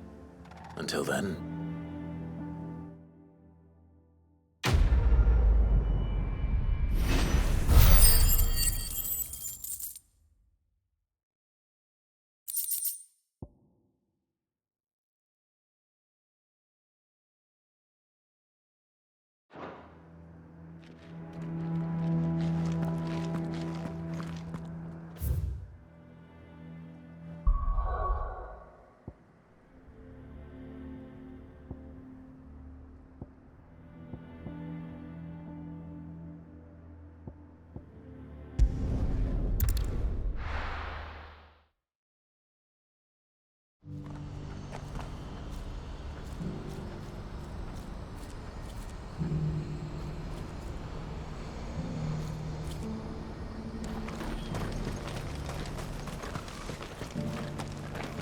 If we're going to do this, we'll need help. Then we'll have to find it, and fast. We cannot let this chance pass us by. Clive, your timing is impeccable. It just so happens that right at this very moment, we're in need of someone with your talents. And what talents would those be? Why, your fearlessness, and your skill with a blade. I'm listening. Well, as I'm sure you're aware, when these dark skies swept over the Republic, so too did a wave of chaos and confusion. Randalar has been particularly badly affected. Many of the capital's bearers have lost their masters, or taken the opportunity to flee them. None remain free for long, of course. Most find themselves under the protection of the Fist before they get far. But the army too is in disarray, and finds itself unable to provide for its new charges. Which means it has been looking to sell. And you've been looking to buy, to make sure these masterless bearers remain that way. Precisely. It's the perfect opportunity to free dozens more, and for an attractive price, no less. So where does my skill with a blade come in? Though we may have the funds to buy these bearers, we have nowhere to house them. So we've been searching for a place where they can be resettled. Somewhere far from the prying eyes of those who would see them enslaved once more. And we believe we have found one. Cashlock. A small hamlet hidden in a canyon. The place was abandoned a long time ago, but when the men moved out, the beasts moved in. And so we seek the aid of a fearless swordsman to encourage them to look elsewhere. You'll help, won't you?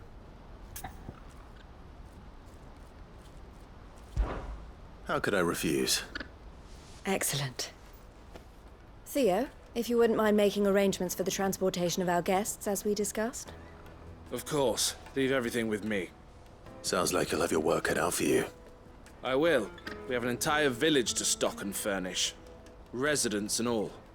Even if I begin right now, I'll be working day and night. So I'd better get started. Try to clear the place out before the wagons roll in, won't you? I'll do my best. You will find a village in Chedra's Thread, past Lateney's Cleft.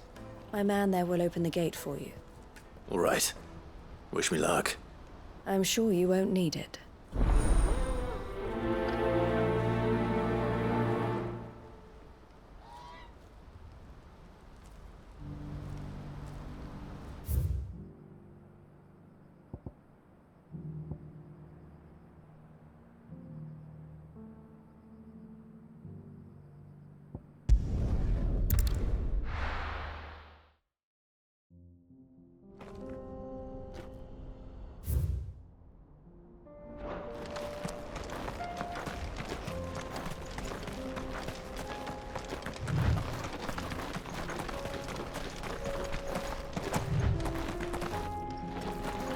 Oh, you're a friend of the Crimson Caravans.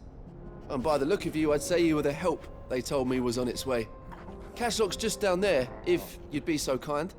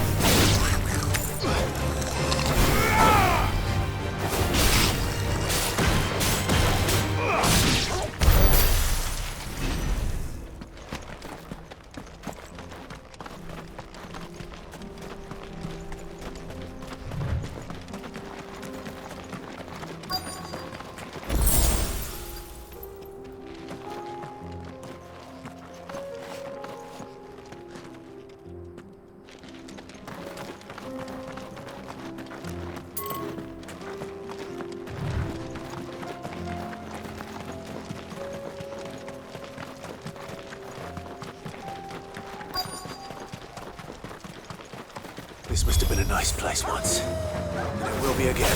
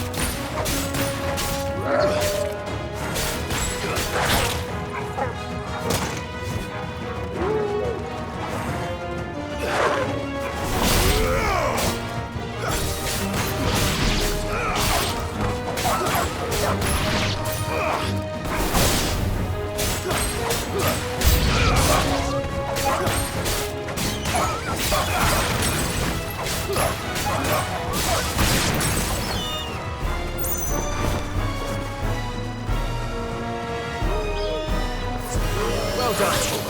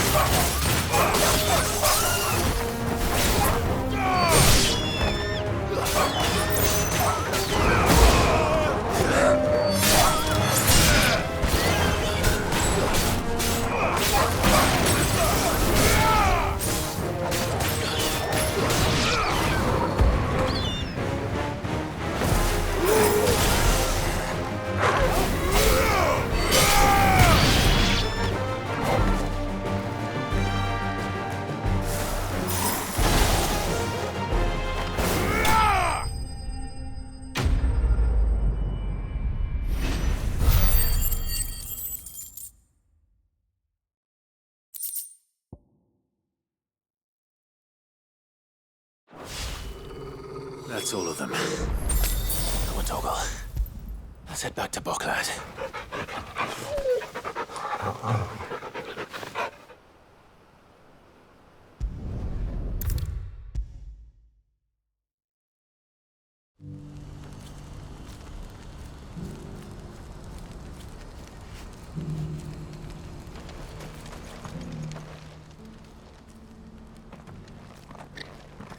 Something the matter, Theodore? Quiet. Those are our terms. I trust that you will give them your full consideration. I shall. Thank you.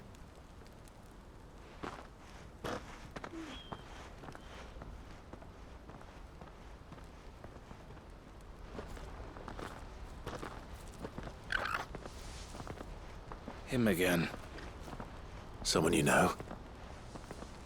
Yes. And, no. But enough about him. How did you fare down in Cashlock? It's done. The village is safe now. You made quick work of it, as always. I should go and let Eloise know. Don't let me keep you. But Clive, don't tell her I was watching her, will you? She'll only get upset. I'll explain everything once you've finished with your report. All right. We'll speak then.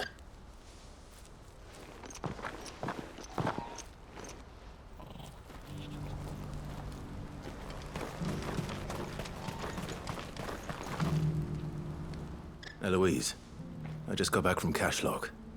The village should be safe now. Thank you, Clive. Here, something for your trouble. Well then, now that you have laid the groundwork for our little project, I suppose we'd better finish the job. The first thing we'll need to do is make sure our offer for the bearers is accepted. You're still in negotiations? We are. A trusted colleague has been dealing with the Fist on our behalf, but things have been trickier than we anticipated. I suppose it's to be expected.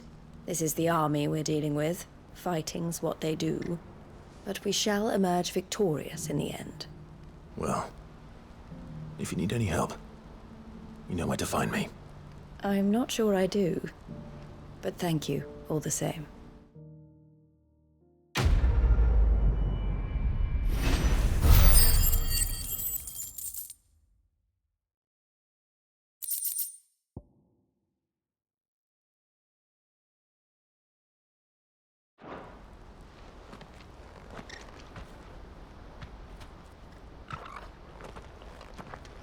Ah, Clive.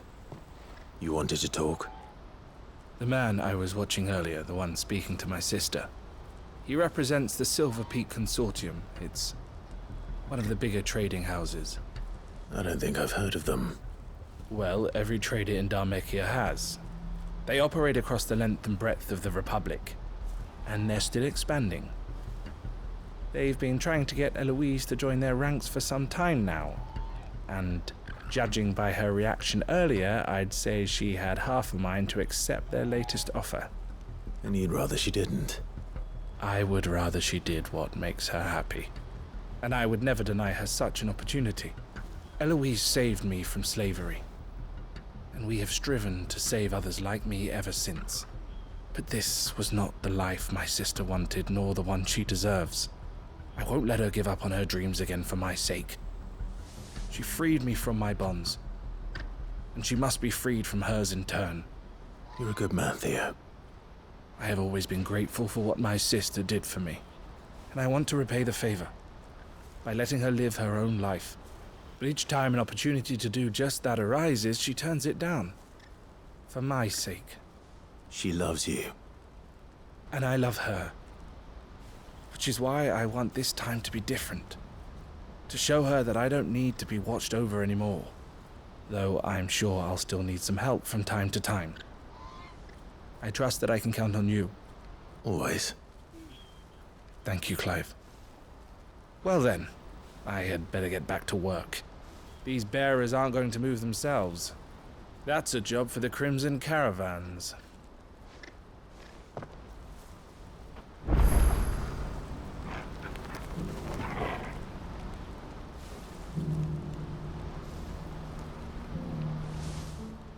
Clive, you'll be pleased to know that the negotiations are progressing well. That is good news. Yes.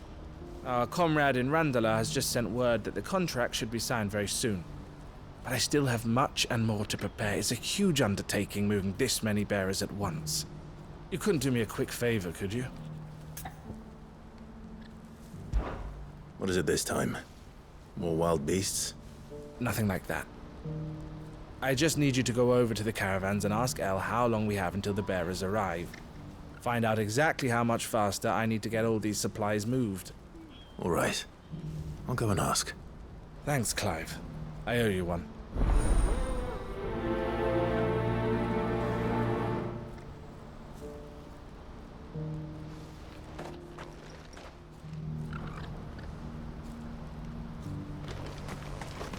What's happened?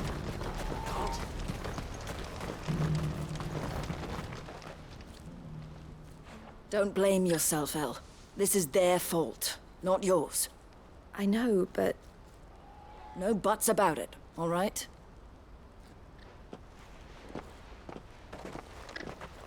Is something wrong? Vonnie came to give me a message from our intermediary. The talks with the Republican army have fallen through. They've reached an agreement with the Silver Peak Consortium instead. Though prices have fallen of late, we deliberately offered above the going rate to try and deter other bidders. But the Consortium offered double what we did, and the army jumped at the chance. And you had no opportunity to make a counteroffer? None at all. And we were so close. El? What's happened? I saw Vonnie leaving. She didn't look happy. And with good reason.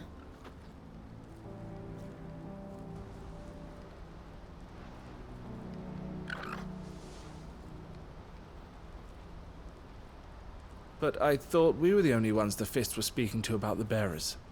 How did the Consortium even find out about this? It's not so surprising. They have ears all over the Republic. This isn't over. The Consortium will have to sell these bearers eventually, and at the price they paid, buyers will be few and far between. I'm going to Randalar myself. Alone? You sure that's wise? Are you offering to be my bodyguard? How kind. Meet me at the checkpoint near the capital gates. I'll send an owl ahead and request a meeting. You go to Cashlock, Theo, and get everything ready. We've waited far too long as it is. Even if I fail to free these bearers, there will be others. Someone needs to prepare the place and keep any prowling beasts at bay. Oh, and that's me, is it? Well, it looks like I'm following orders till she gets back from meeting the Silver Peak Consortium, who've been doing their best to undermine our scheme. She'll never join them after this, surely. No, she said it herself. She still has plans for Cashlock, even if this one falls through. She means to stay with us, then. I can't say I'm not happy to hear it, but... is this what she really wants? You have to trust her.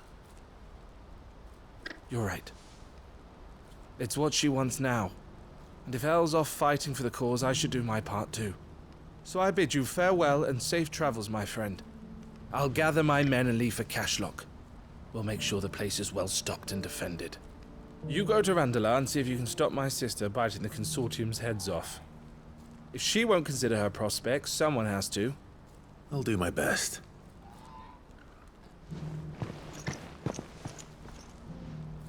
All right. To Randalar, then. And better not keep Eloise waiting.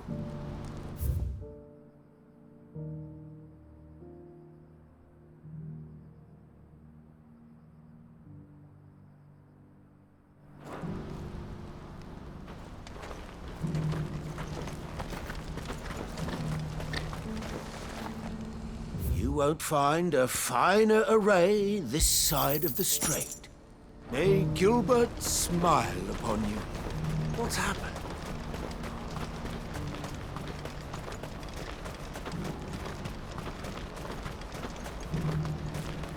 What I wouldn't give for a hot meal. Looks like this is the end of the road for us. When are they gonna let us through?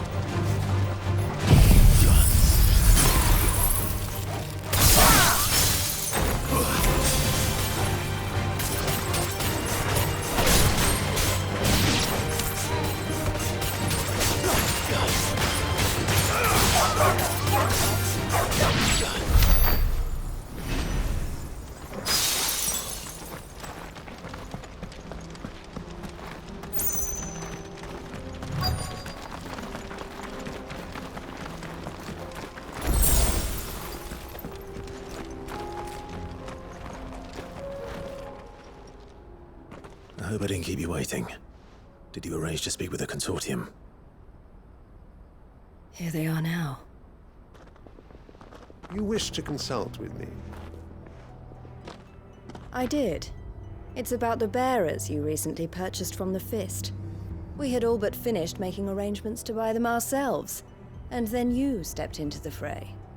You misunderstand. The consortium had an interest in purchasing them from the very first. It was only our regard for you that kept us from bidding.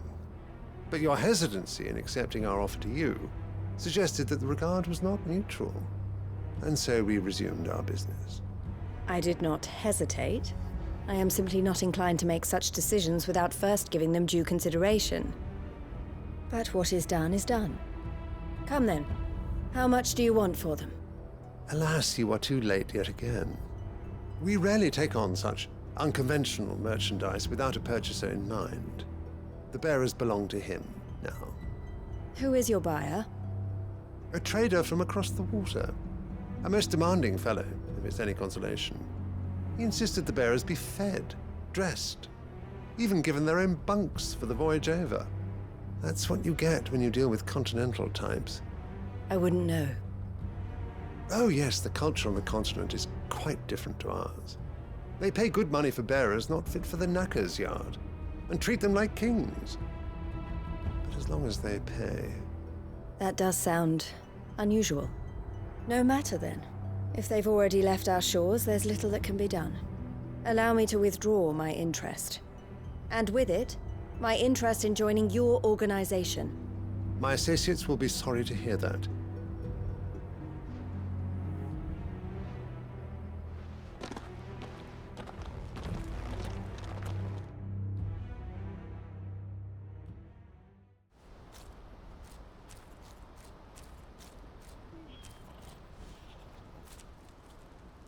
I'm sorry you weren't able to save them. As am I. But I only have myself to blame. He was right, you see.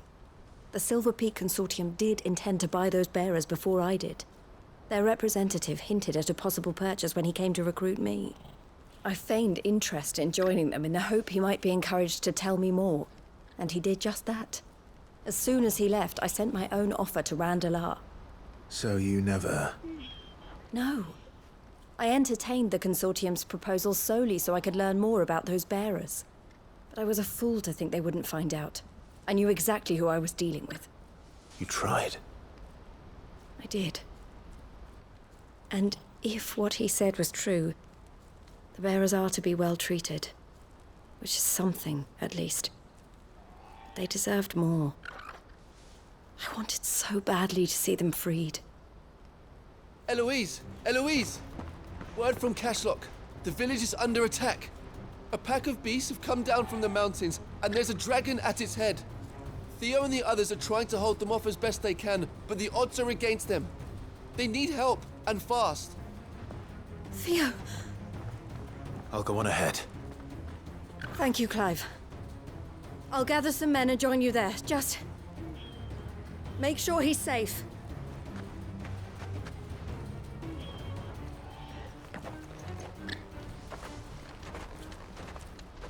Hold on, Theo. I'm coming.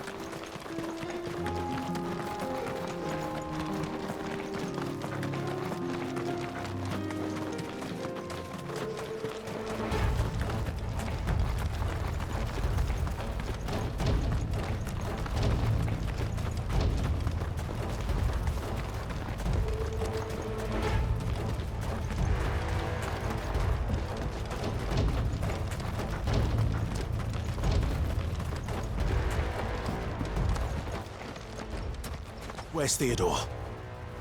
Upriver! He led the dragon that way to keep it from the village, but the whole area's flooded with ether. We just have to pray he makes it out in one piece. I can do better than that. Torgal, with me.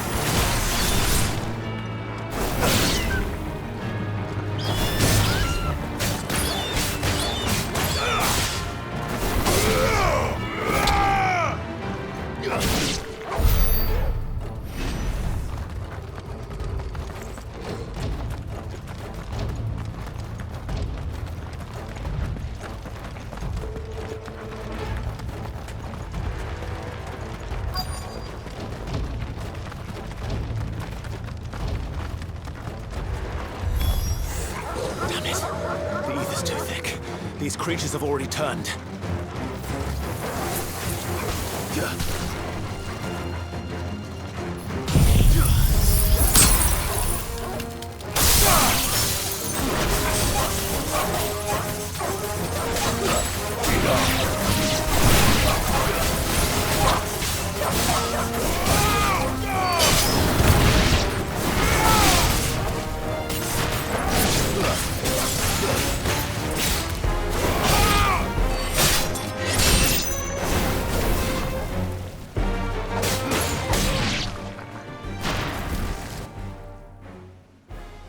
Waste any more time.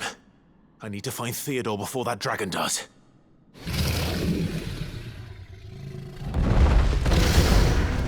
Looks like it's found me. This thing's turned as well. This isn't going to be easy.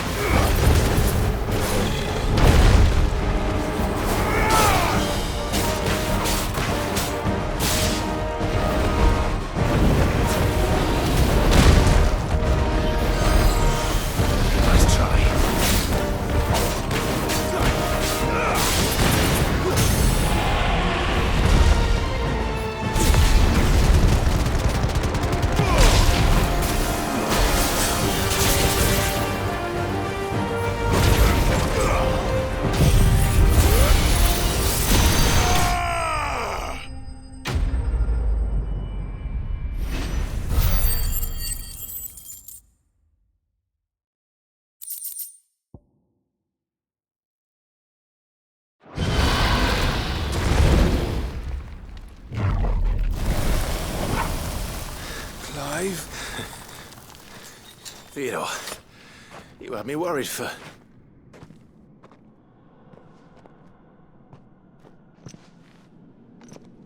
We have to get you out of here.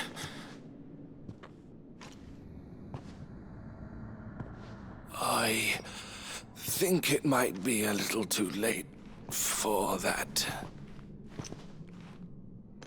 Bearer or no, there's only so much ether a man can take, and that Drake just wouldn't let me leave. You have my thanks, Sid, for finishing what I could not. For keeping Elle's dream. Theodore!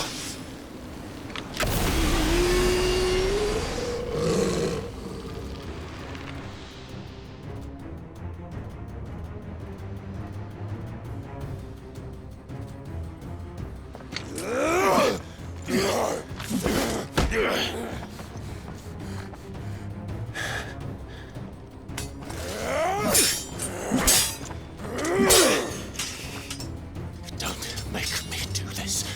Stop it, Theo! Stop! Stay back, Eloise! He's turned. And so will you!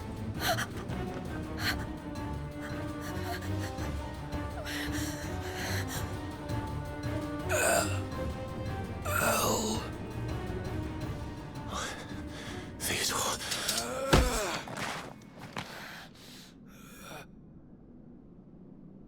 Take care of my sister. Theodore, wait. Goodbye, Elle.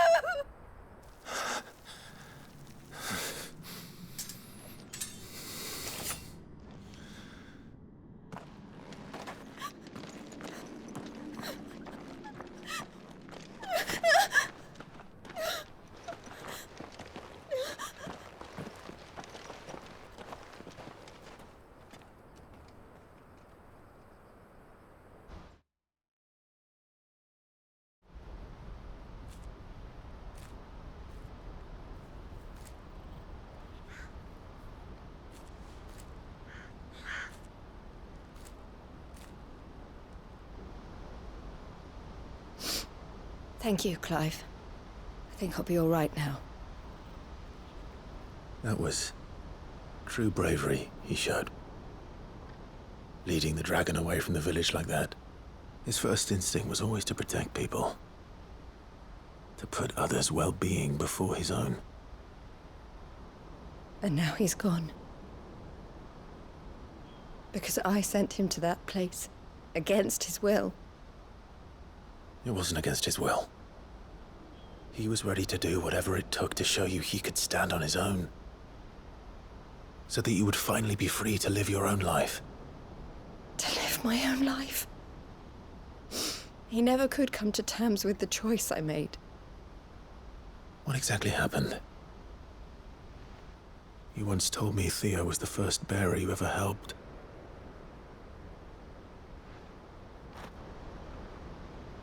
We grew up in Canva.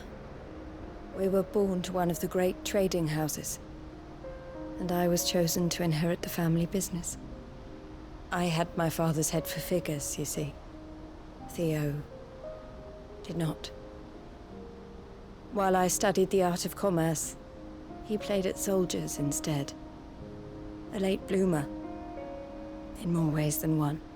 For unlike most bearers, it wasn't until his 15th summer that his powers awakened.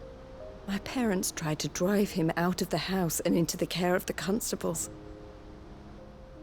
But before they could, I took him into mine. Theo told me something else. He clearly admired your devotion to the cause of freeing others like him from slavery. But he said you deserved a better life than this. He wanted to free you from what he called your bonds, just as you freed him from his. I would be lying if I said I had not wondered from time to time how much easier my life might have been if I had allowed Theo to be taken and devoted myself to the family business instead.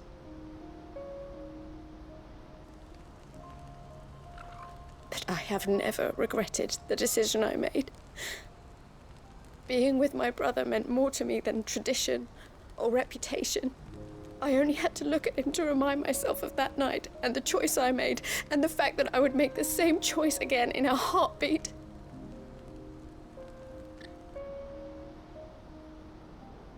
He was never a burden. How could he even think that? If anything, I was the one who weighed him down. You weren't, Eloise. He said it himself, that he had always been grateful to you for saving him, and that he wanted to repay you by letting you live the life you were denied. Neither you nor Theo weighed each other down. You loved one another. You did whatever was necessary to continue living your lives together, and you always would have. You're right. All I ever wanted, all I ever did, it was so we could be together. Oh, Theo, why did you have to...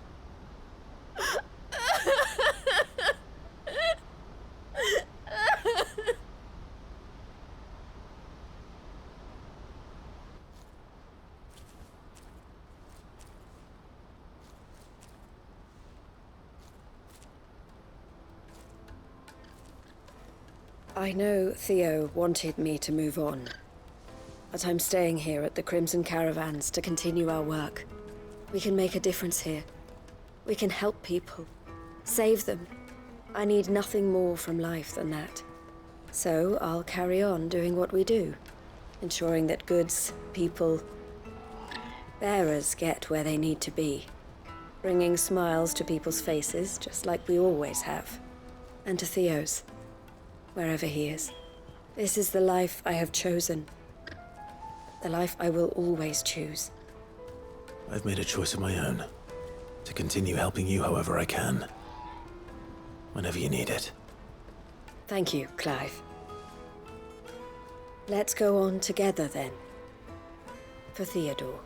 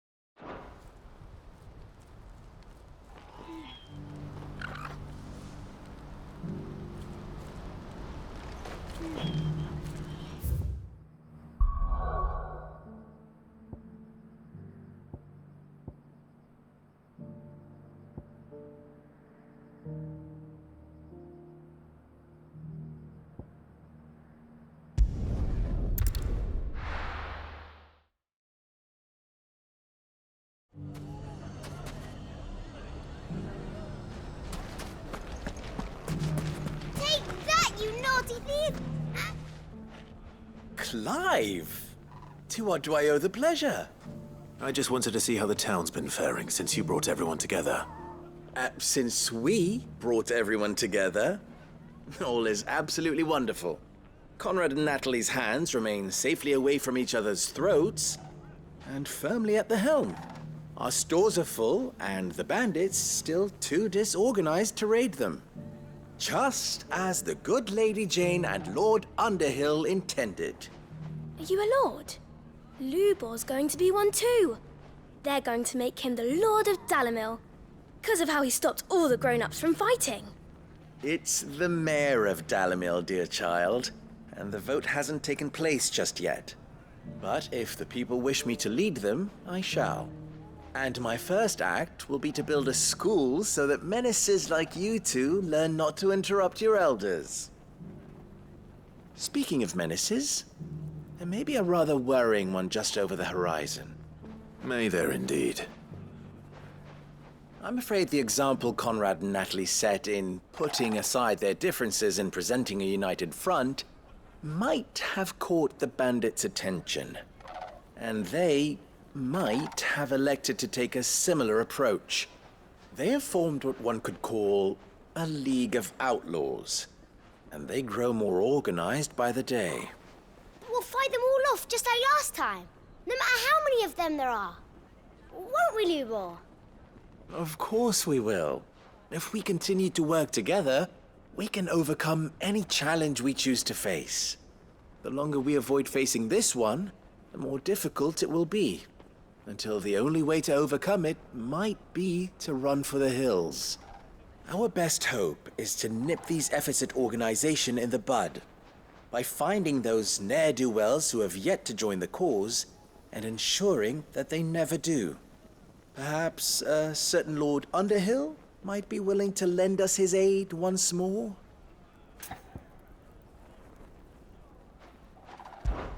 How could I refuse? Thank you, my lord. Victor will fill you in on the particulars. I have him stationed by the desert gate, receiving and collating reports from my scouts. Such an amenable soul. He reminds me of you. I'll go and speak with him.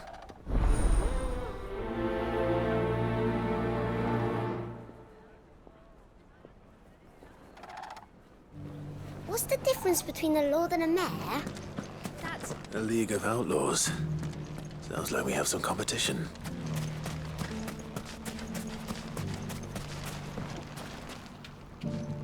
Still in Dalimil, Victor?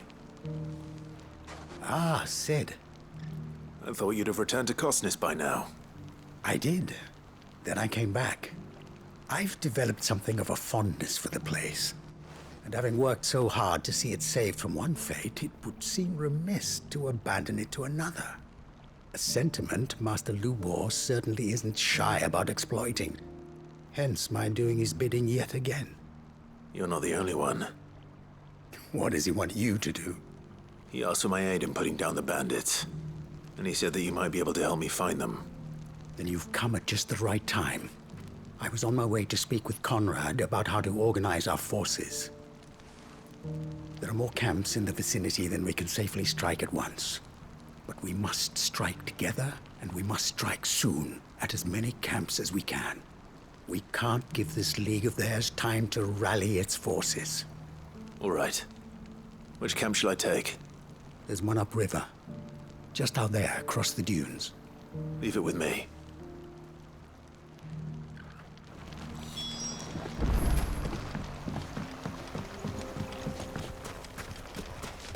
Those ne'er-do-wells want to band together.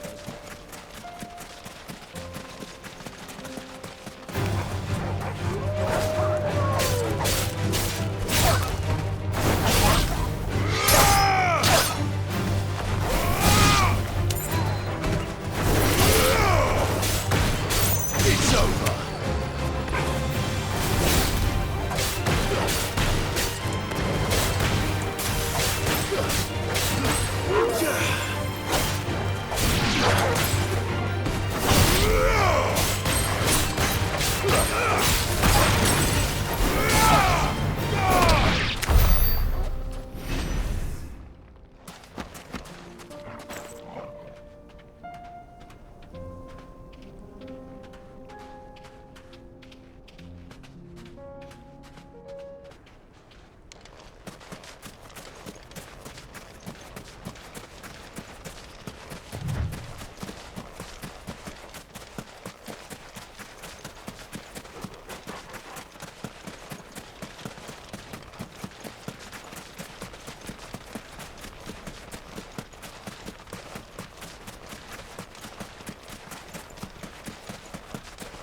That must be the camp Victor mentioned.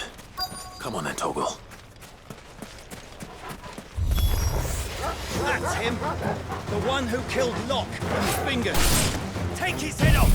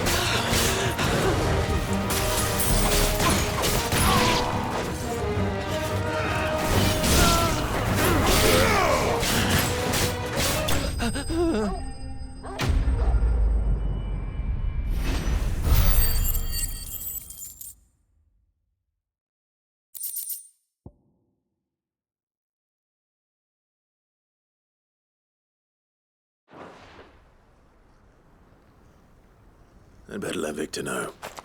Sid, where are you? Ah, I see the bandits didn't pose you any trouble. No, but that's not why you're here, is it? No. Something's happened. We need you back in Dalimil. What is it? The whole town's in uproar. They're saying that Lubor is a bearer. What? Seems that one of our parties wasn't as thorough as they should have been. They let one of the bandits escape, and his escape route took him right through Dalimil. Some of the children spotted him, and he was about to silence them. And when Lubor felled him with a bolt of magic, and without a crystal. But that's not possible. It is, if he's a bearer and has been hiding it all these years, which is what people are saying. If he has, well, I wouldn't blame him. No man is branded by choice. Still, all those people see is a man who's lied to them all his life. One who was made a leader of himself when the world believed he should have been a slave. Fuck. I don't know where we go from here, but I know one thing. Lubor needs all the friends he can get right now. You're right.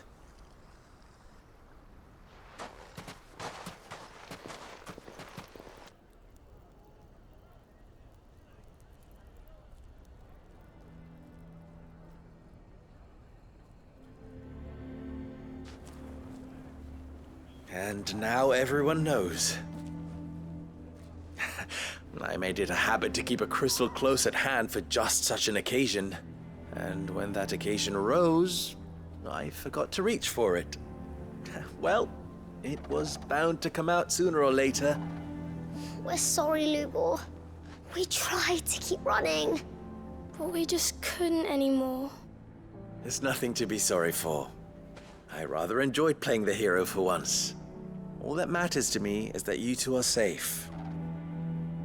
Look at him talking to his betters like it's nothing. All lies, I'll wager. Just like the ones he fed us all these years. Once people make up their minds, it's hard to change them. We need to do something, and quickly. Convince the people not to let their prejudices blind them. Convince them that nothing has changed. That their enemy lies outside these walls, not within them. You're right. We should speak to everyone. I'm glad you agree. I'll handle the townsfolk. I'm a Dalmec born and bred. They listen to me. You head to the tavern. Make Conrad and Natalie remember who Lubor really is. They know that Lubor and I are friends. I might not make for the most impartial of interlocutors. Lord Underhill of Randalar's League of Merchants, however, is a trusted and impartial mediator of note. I'll do what I can.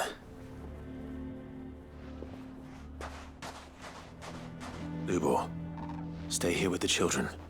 I can't promise anything, but we'll try. And that is all I can ask of you.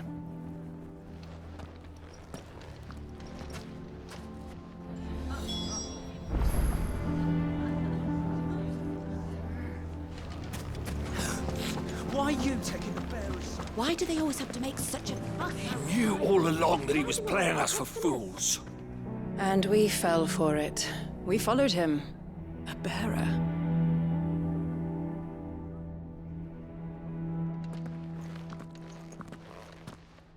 Forgive me for disturbing you, but could I have a moment of your time?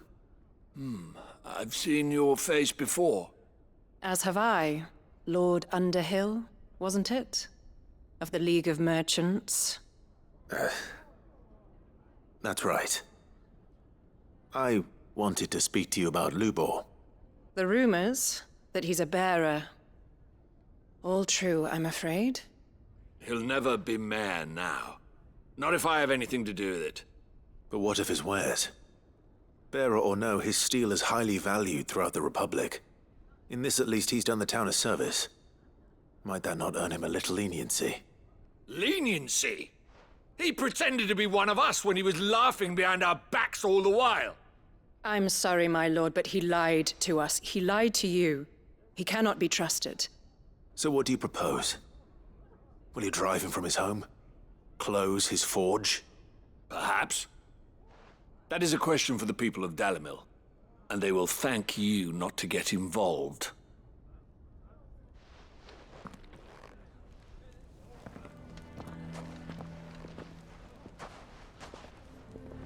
The townsfolk have made their minds up. There was nothing I could do. Nor I. Conrad and Natalie refused to consider anything but their own wounded pride. You never know. Once their anger is cooled, they might see things differently. For now, we should report back to Lubor. All right.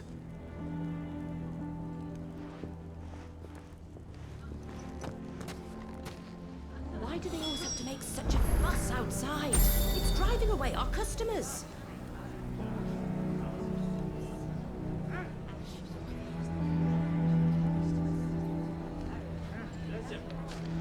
Why the hell would Victor take the bearer's side? I assume the situation is hopeless? There's still hope. But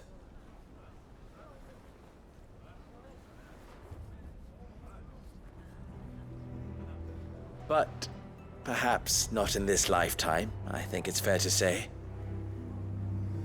You mustn't think like that, Lubor. Give them time. They'll come around. We'll talk some sense into them in the end, you'll see. No, you won't. And your efforts would be better spent elsewhere. But Lubor... Rosina would often tell me that steel does not lie, that a blade is a reflection of the smith who forged it. To yourself be true, that was her point. Rather an ironic one when you consider that her life was taken with a blade of her own making.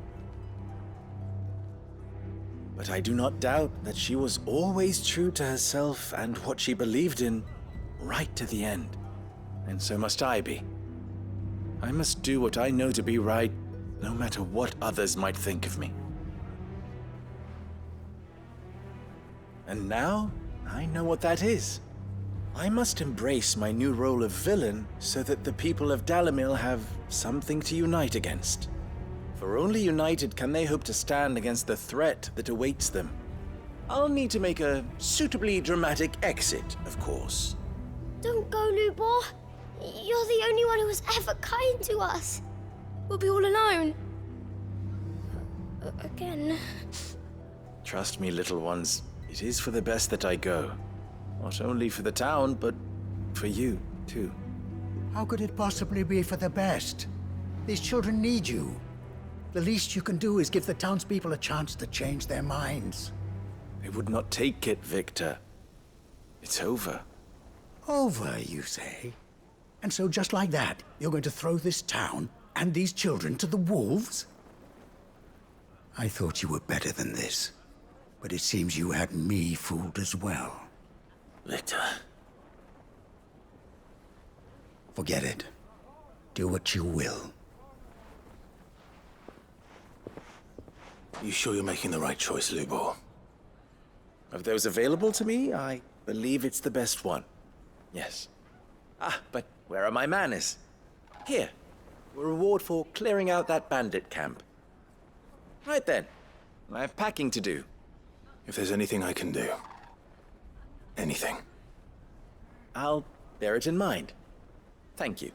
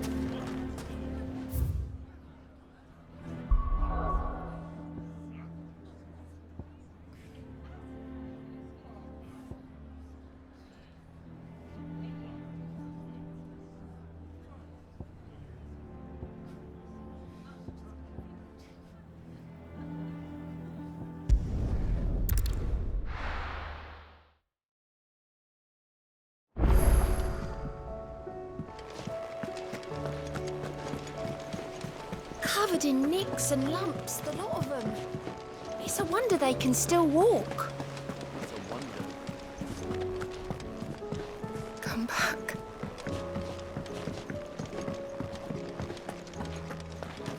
Oh, don't tell me we've run out of Aye, it's a dangerous world out there.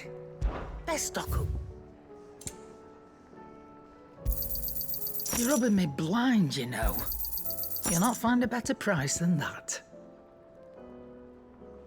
Is that all?